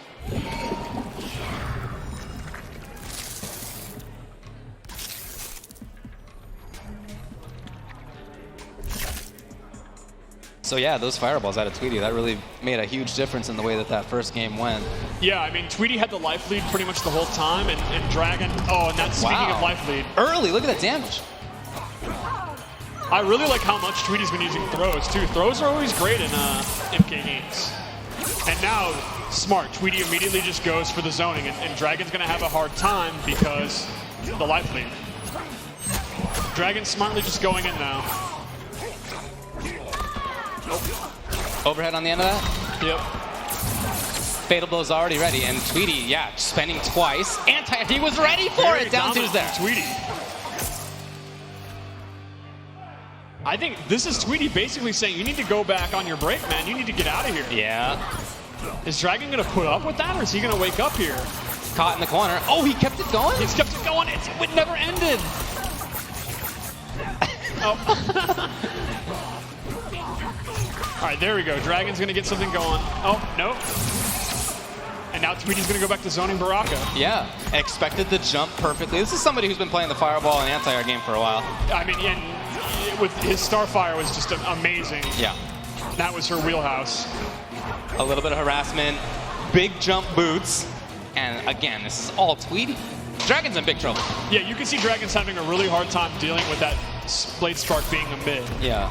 And this is cheap, real fast, and now Dragon's going to have to adjust to that if it's just one more game. Look, that's how it is when you have been playing the game for 2 hours and you try to decide who's the best. What? Yeah. It's not long-term strats. It's what did I find that's wild today? Today, and Dragon is very good at adapting, very good at... Dragon's not nervous right now. He's thinking, what the hell am I going to do about looking this for fireball? solutions only, yeah, for sure. The only problem for Dragon is time. Now he's going to have the life lead. Oh, the tongue. Might try going in a little bit more. Now we're going to see Tweety's going to have a hard time zoning now because he's so low on life. Well, maybe not for long. Yeah. Okay, perfect jump timing. Almost got the combo.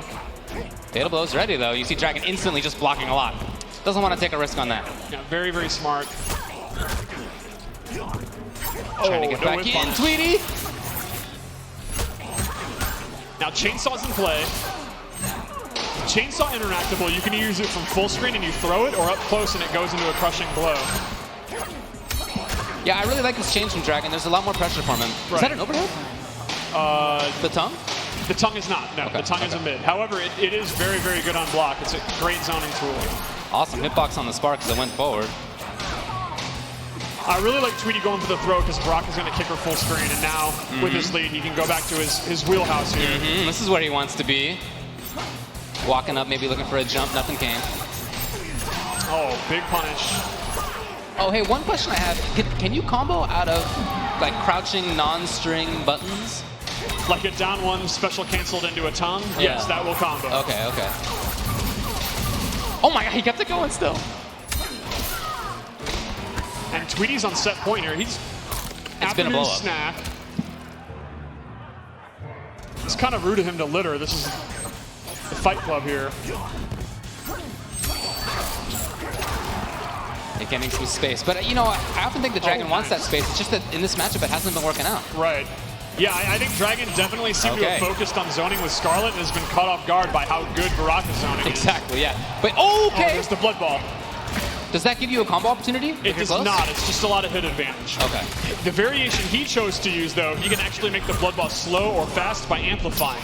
So he could put on a slow blood ball and kind of follow behind it, or mix up the speed. Man, something about the hand at the start of that thing. Part, oh my god, the hand part's the worst. It's absolutely gruesome. It just makes it so real that you're like, wait, stop. Yeah.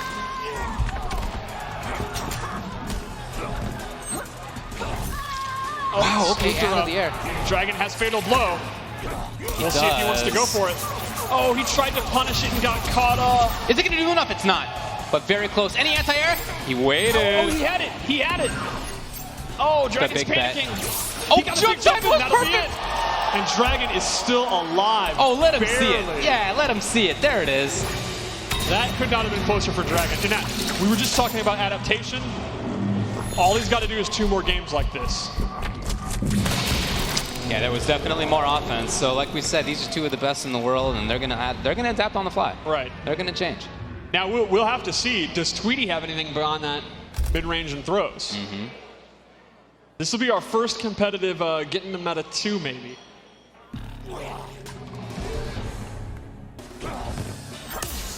And they're both just going in. Is that a crushing blow, or is it just animated to zoom in? That is a crushing blow. Okay. That is if she does the move as a punish or a counter, she'll get it. Okay.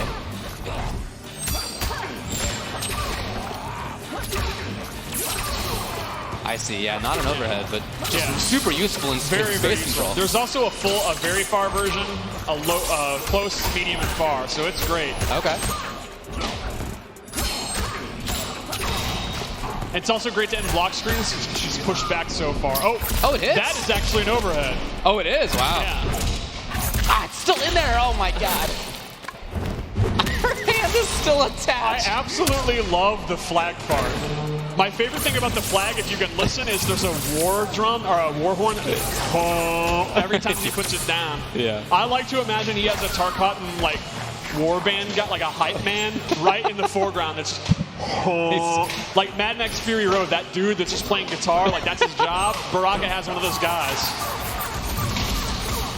One of his variation moves he can choose, he actually has different flag moves. Like you can plant it or actually hit it with you. And you could see that in Ed's gameplay breakdown earlier. Yeah, I was trying that out. That gives extra damage onto buttons if he's near the flag.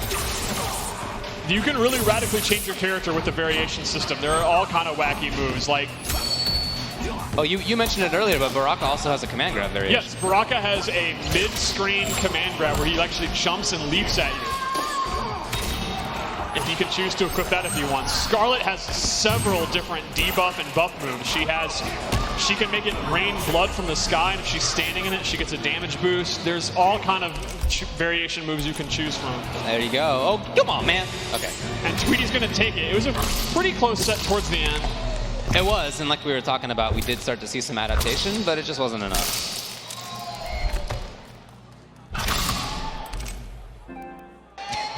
Okay, I think she's dead, yeah. Oh, she's definitely dead. She's gone. We have a mild pop-off from Tweety. Yeah, like you were mentioning before, he and Dragon have had different paths. Dragon hasn't been playing quite as much in the last year. Tweety, the opposite. I mean, he's been grinding, and he did fantastically in Injustice as a result. But the wonderful thing about the tournament scene is there is always a next day, and Dragon is a pro. He is back. That means he is all in. I expect him to do really well this year. No doubt. I think for both of them, yeah. Right. We have a replay. Let's go back and check it out.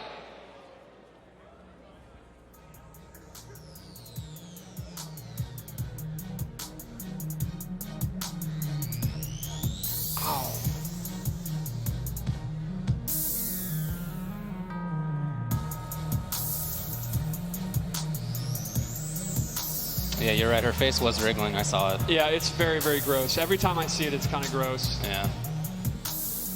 That's everybody's reaction. Yeah, that was definitely my reaction first time I saw it. Yeah. It's kind of tough. Still going on back there. But very, very cool again to see that this character, Baraka, plays maybe in a way that many didn't expect. I didn't expect it. I thought, like you were saying, I thought he'd be more pressure heavy, and I guess maybe he has that variation, but this was not what we saw here. Yeah, and you can make Sub-Zero very, very defensive if you want, or you can make him like a mix-up character. You can, again, we talked about Geras having very radically different moves. He can be like a zoning trap character or focus on the grapple. He can actually replace his grapple move with a combo starter. So he can actually, normally Geras isn't really a combo character. He can actually just get rid of the grapple, and then he has the sand move that he gets big combos instead. So you can kind of mix and match depending on how you want to play. Ooh, coming up next will be Rewind versus Sonic Fox. Look at those ages. Do you see those numbers down there? I mean, what happens if you add those numbers? Are we about at 16-bit Ultra David levels? Unfortunately, yes. Yeah, Every time I see these, like Rewind is literally still in high school. That is true. That is true. All right, well, let's go up to Josh, who's going to have some words with the players. Thank you, gentlemen. All right, it is time for our final pro exhibition match. Let's welcome our first player from Las Vegas, Noble Rewind.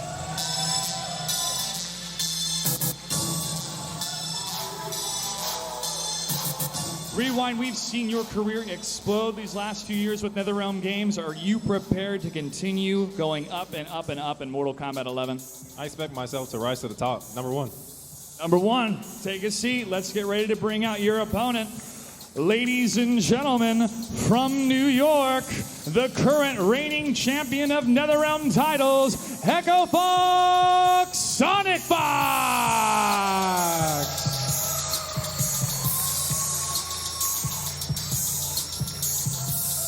Sonic, you're the fan favorite, the people's champion, and the reigning champion. Are you prepared to defend your title in Mortal Kombat 11? Hell yeah, what the hell? Hell yeah, take a seat. Let's get started. Great to see you. And as always, folks, these two players will sit down, go through the button checks, and confirm they are good to go to maximize their potential with these characters. Back in MKX days at the Fatal 8, Sonic Fox wowed everybody with Aaron Black. We've seen Rewind use a number of different characters throughout his career, but this could be anybody's game in our final pro exhibition match. Let's see who they're gonna pick as they go through the button checks. And as you'll notice on the menu, you have these intricate menu options to customize your play, including release check, alternate control, and other options that you'll be familiar with from other NetherRealm titles. Sonya Blade looks to be the selection from Sonic Fox. And Raiden from Rewind. Rewind, are you ready? He's ready. Sonic Fox is ready. Let's get this final match started. To the commentators. David, I have a scorching hot take. Okay. You heard it here first. Okay. And this may be bold, and I might get blown up for it, but I'm going to do it because I'm about hot takes. Okay. You are a student of the history of fighting games, correct? Here's my statement. I want your answer. Okay. Sonic Fox is the most talented player to ever pick up a pad over Tokido and Daigo. I'm not saying length of time playing results, just raw talent. Look, give me a few more years. Give me a few more years, and I'll let you know the answer to that.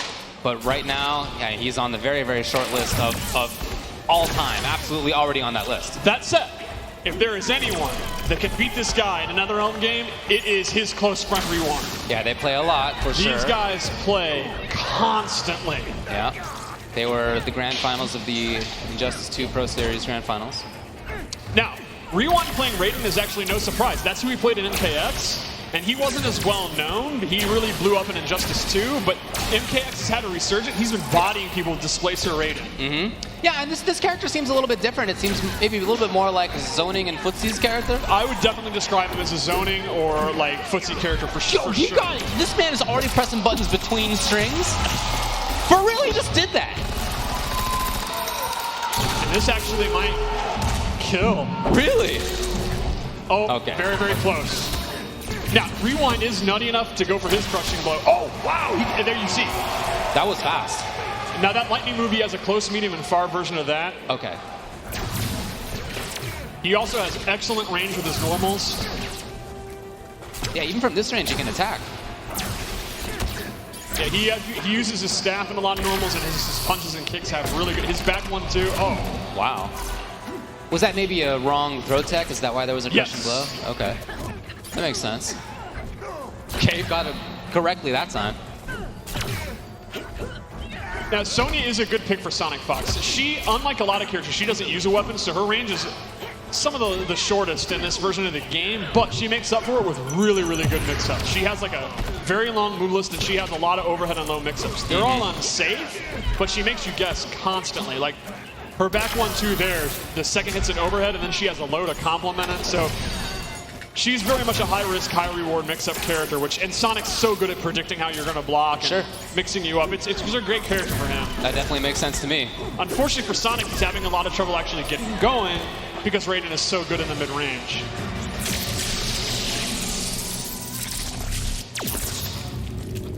Raiden is also a character where the custom character variation really sets him apart. He has his classic moves you'd expect, the teleport, the Superman, but he has a lot of, like Geras, very wacky moves. He actually has a stance where he starts hovering in the air. We showed it to you, and he has like 4 different moves out of it. Yeah. He's got a move that's, he actually puts his staff into the ground and it's planted, and then he can do his lightning moves to bounce off of it.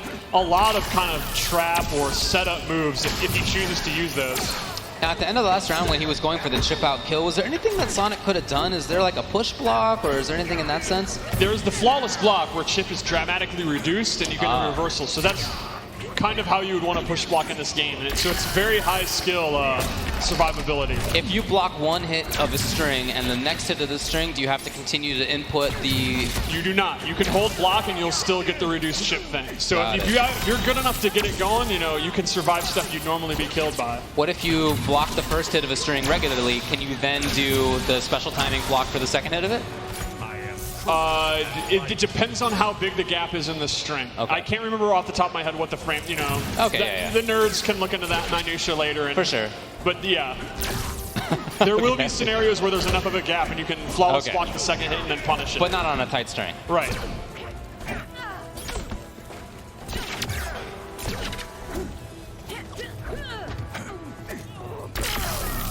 It's a pretty slow chase down for Sonic Fox, as you can see. I mean, those buttons out of Raiden are big. Right. Yeah, very fast forward movement. Now, Sonic Fox has figured out, though, her onion rings are actually really, really, really good in this game. They recover really. It's kind of like Baraka, where they're surprisingly. You normally wouldn't think of her onion rings as being super, super strong, but they are great in this. Okay. And we saw briefly, I don't know if we've seen it actually connect, but Raiden has a huge anti-air, gigantic forward range on that. That shot's so good. Oh, man. Now, this really shows the Fatal Blow mechanic here because he has now made this comeback, but Sonic is now inflated Fatal Blow territory. Right. And she has an overhead and a low that can link into it, so Rewind could be in a ton of trouble if Sonic gets in. And Sonic got in. He might go for it. Keeping it safe, no, looks he's like. just going for the pressure. Oh, there he went for the low. Was that a low? Yeah. That was a low, yeah.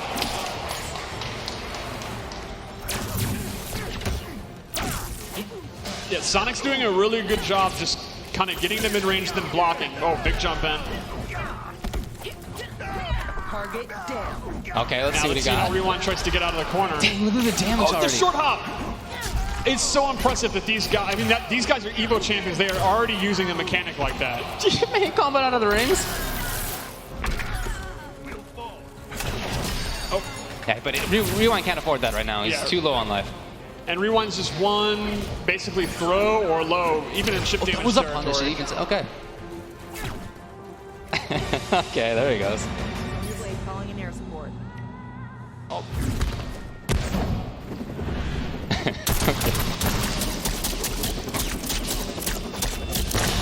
My favorite detail here is the intestine attached to the blade. Now, since we've been seeing a lot of projectiles, talk to me how the flawless block works against projectiles. Basically, it's exactly the same. If you block it, at the last second, you're not going to take the chip damage. You're going to cover a lot faster. So you could definitely use that if you're really getting zoned out to block one perfectly. And obviously, it'll be easier to flawless block a projectile since you see it's coming.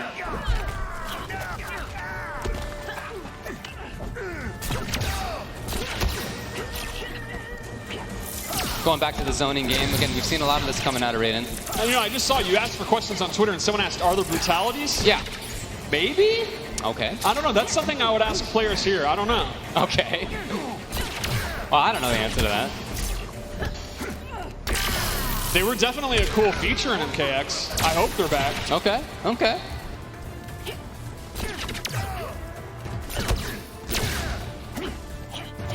Some pressure now from Sonic Fox as he moves forward.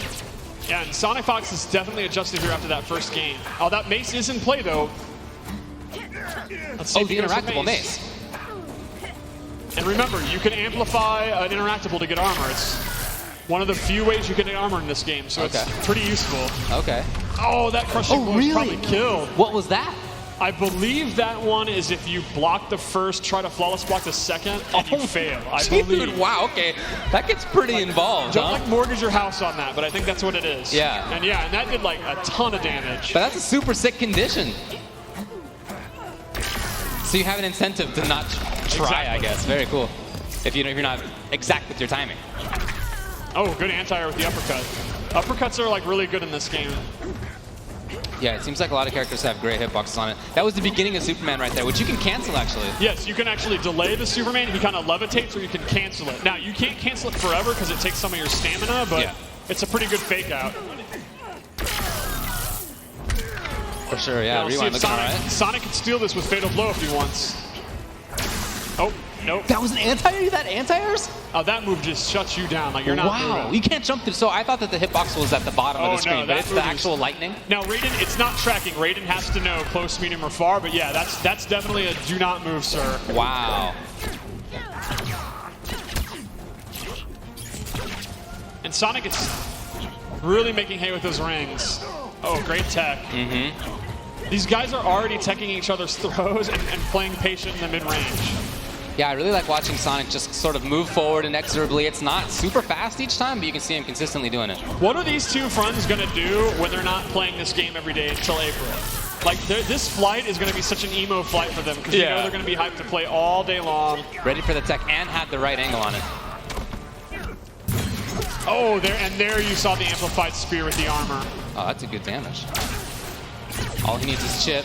Sonic could easily... Oh, that hold could on. be a critical mistake. And Sonic's going to catch in that fatal blow. Well, why not? If he takes one more hit of chip, he's done. Yeah. Wait, that even might just kill. No. Almost. Oh, okay, Rewind out of there. I forgot about the teleport. Okay. This is the classic Sonic Fox Rewind set. Yeah. Rewind didn't forget about the teleport. He was ready with that.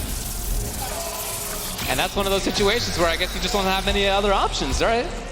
Or actually, I'm not sure exactly how much life he had, but if he had blocked that perfectly, if he'd done the flawless block, could he have survived chip instead of... We'd have to look. I'm guessing he still would have died. I don't remember exactly how much he had. So that doesn't avoid chip death or It doesn't avoid it completely or chip death, but it does do significantly less. Okay. It really does matter. I just don't remember that. Like, I have to see that again. Okay, sure.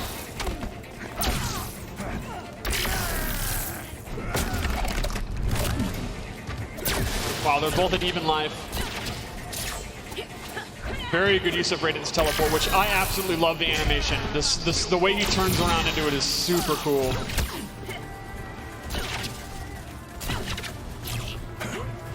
I was going to say Rewind's hanging around by that mace knowing an amplify, but then he teleported away. Right, yeah. Oh, that's probably it. Nope, Sonic chooses not to use the fatal blow there. That's right, he could have done it, huh? I guess maybe he wants to save it for the next game if he has a life. He must be confident he's going to win this round anyway, so we'll see if he does. What a cool decision you have to make. Yeah, it's very, very cool meta. And he did, so he was right. He was right. So now if he's in a bad spot, or if he could just seal the game, he'll still have he will do that. And since Rewind used it, but it was blocked, he'll have it again. It only cashes out if it actually hits. Got it. Very good zoning from these two. Do you know if that's advantage, that big moving forward kind of red punch? I don't know what button that is. I honestly don't remember. Okay.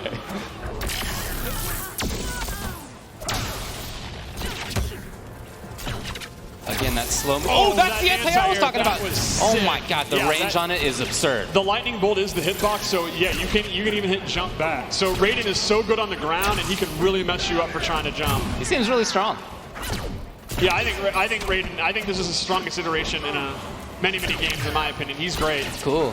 I also really love personally how tall and huge he is. Yeah, he's cool looking for sure. Like, this is in the MK1 lore, it actually is mentioned that he was extremely tall, and I don't think we've ever really shown how big he is. He is a big god. Oh, you did go for the low, and Sonic's got it. All right, ties it up 2-2. Going down to the end. I think this is exactly what we expected from these two players. Yeah. Whoever wins, they're definitely going to hug. There's definitely going to be a hug. There's just no doubt there's going to be a hug. And I think Sonic Fox actually has a cold, so he'll transfer that with the hug to Rewind. They could be sick together while tweeting about how sick and OD the game is. Really strong harassment by Sonic Fox, but now into the corner. Oh, was it a counter? Great counter, yeah. That is her custom variation move that she has on this slowdown. She has a high counter and a low counter. Wow, that damage was wild at the end right there. So it's match point for Sonic Fox. See if Rewind chooses to zone it. Oh, teleports out the corner. Very smart. Oh, great anti-air. That was an MK9 style anti-air. That was good. That didn't seem like a cancel either. That just looked like a link. Sonic's in a lot of trouble. Is Sonic going to lose his first set? Is Sonic going to start his 11th career? Ooh, the jam! Oh my God, it killed! All right, here we go. Last round.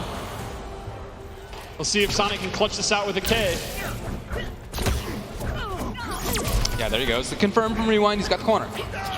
Oh, that'll be a combo. You can actually mash two to keep that going, but Sonic's not doing it. He may want the restand, or he just doesn't know because it's early. That is so good. That angle that thing takes. Sonic just inching his way in. Rewind doing a great job with the zoning. Maybe a little panic on the teleport though. Confirm properly. And back to trying for the zoning game, but Sonic Fox is a big threat.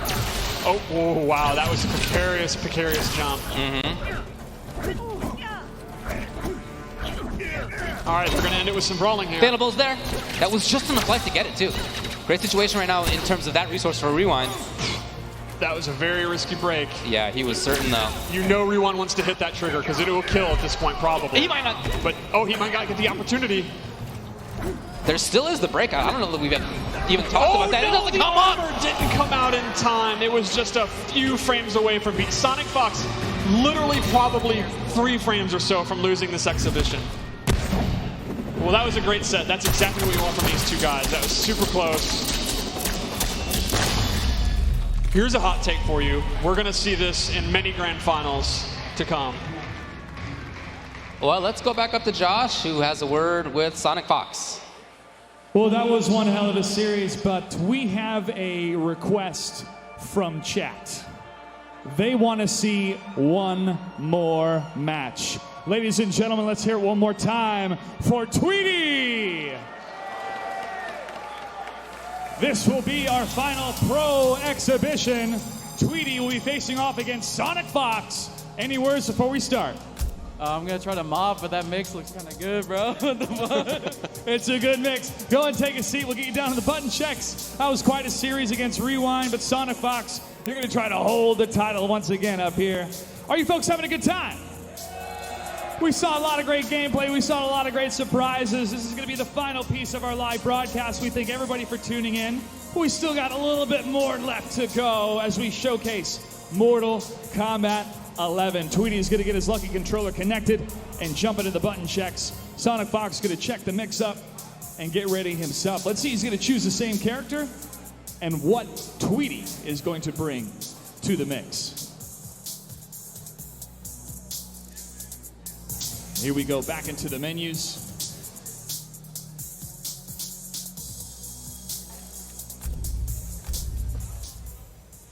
And to the character select screen. Once again, these players will have time to check their inputs, make sure they're... Ooh, Tweety's gonna double check something here. Need some help from Aquaman here. Thank you, Mr. Aquaman. So far, we've seen Baraka, Sonya Blade, seen some Scorpion.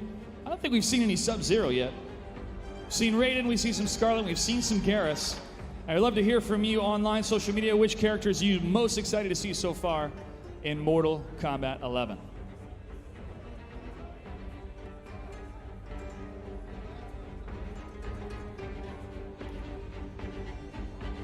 All right, looks like we have the connection. Tweety is sitting down. And he's in the menu.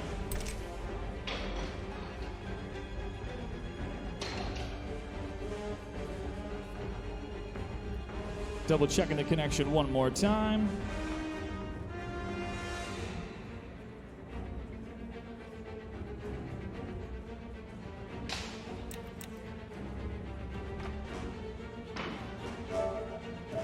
Looks like we're gonna go into the main menu.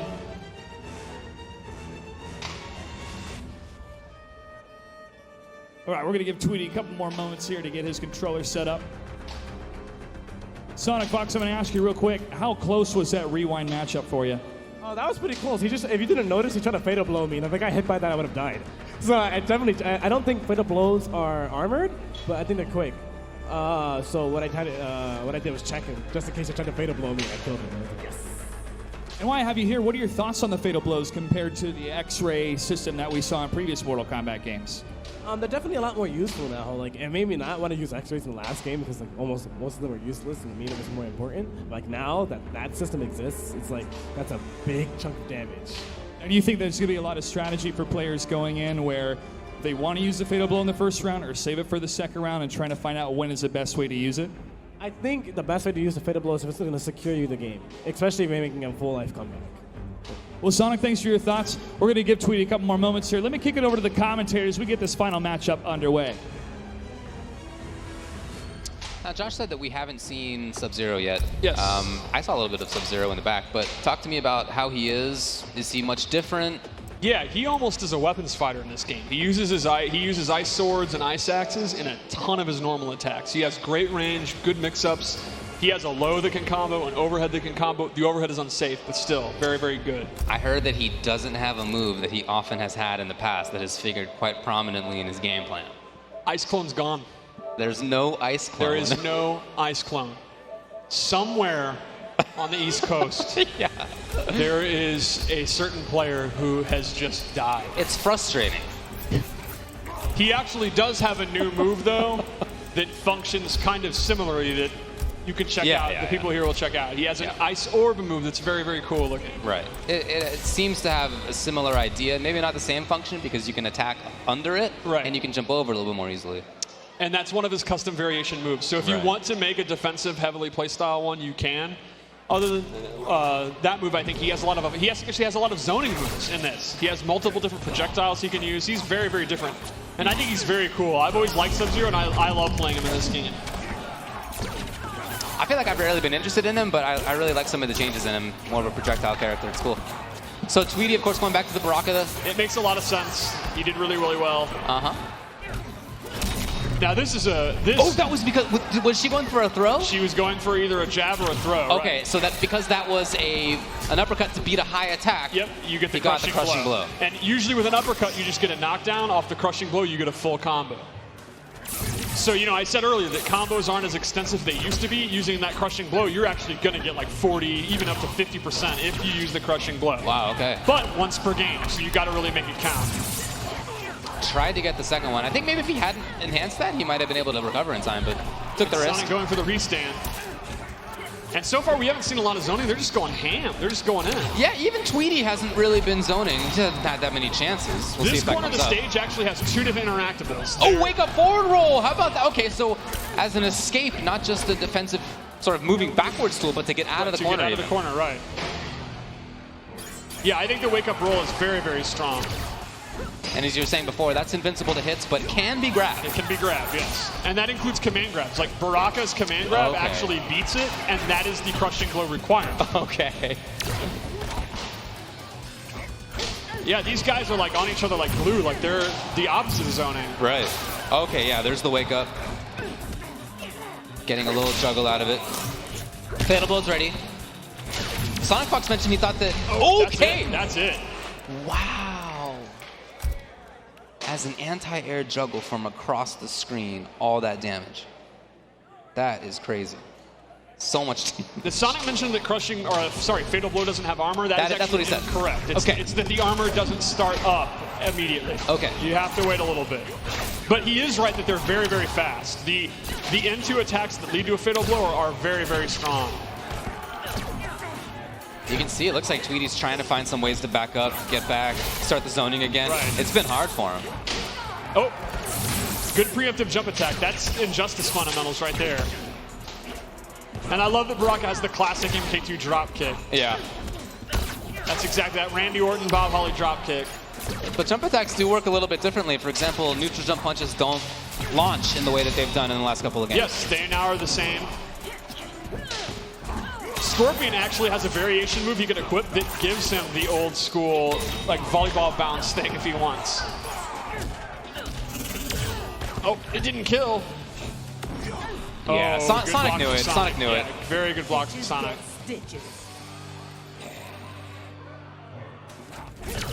Really could have used a flawless block, I guess. He's caught in the corner. Tweety can actually wall run off that dirty mattress. Nope, he's not going to have to.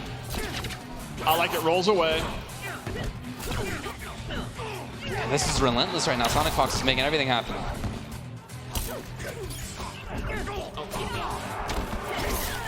Okay, yep. Didn't expect the second hit. Oh, it's just the kick though, so no bigger combo out of it. Now we see the zoning. Now Tweety's in doing exactly what he wanted to do, and Sonic's going to be in a lot of trouble. So for sure. Her range isn't the best, so she's going to have to either do her projectile back or kind of inch her way in. Well, here we go. She's got a knockdown. Out of there. Very smart of Tweety. Again, Injustice fundamentals there, using that wall run to get out of dodge. Chip! No! Oh, he tried to go in! I said it an hour ago. No one has ever punished Chop Chop ever in 30 years. Well, you can keep it up. It's tricky. It is. You see, everyone says, "Oh, Chop Chop's it's a bad. Just punish it. It's bad," and then no one does. Oh wow! Great scoop. That Baraka back forward 2 move is so quick. It's punishable, but that scoop is very, very fast. That's kind of like his MK9 blade charge, but significantly better. Man, that jump kick has really been causing Sonic Fox problems. You see him trying to anti-air it a couple of times. They've both failed. Oh, wow. Excellent whip punish from Sonic. He goes for the restand and goes for another mix-up. Both are in Fatal Blow. Here he's going to scramble. Tried it, but again, because it was blocked, he still has it again. Yes, he will have it on a cool. You'll see when it comes out, and that's nope, it. Never Down mind. back. Not that it matters, but Sonic's going to be up 2-0. Very close games, though. Tweety's holding his own. Oh, yeah. Calling in air support. I think Tweety needs to call in air support and get Starfire in here.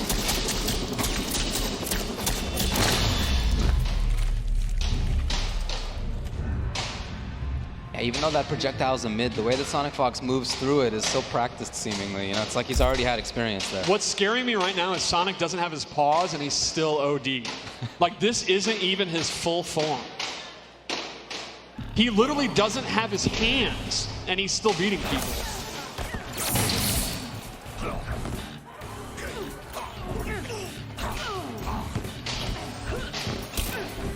And they're both going all in again. Yeah, I mean, I don't know if anybody really knows what is advantaged or not right now, right? That Just kinda trying it out. that forward 4, that Sonya knee move is definitely one of her better mids. It's so fast, and it's awesome to see Sonic. That said, punish. Yeah, already has figured out some of her great close range moves, even with just this limited amount of time. Yeah. Wow, look at this. This is a clinic right now by Then Sonic he finishes it off. Oh my God! Look at that! Look at that! This is. I mean, it's reminding me of last time a Mortal Kombat game came out and Sonic knew the game instantly, right? Right. Like the way he's using back one is just exactly what you want to do with her. Like he basically figured out Sonya's fundamentals in like 4 minutes. Right. He just thinks so fast. We'll see though. Tweety has made these games competitive, so. Yeah, he's not getting, or hasn't been getting smoked, although you might say this game's a smoke. Excellent roll. Sonic's going to reverse it, and Tweety's in a ton of trouble here. Yeah, that roll was okay, but okay, here he goes. Got him.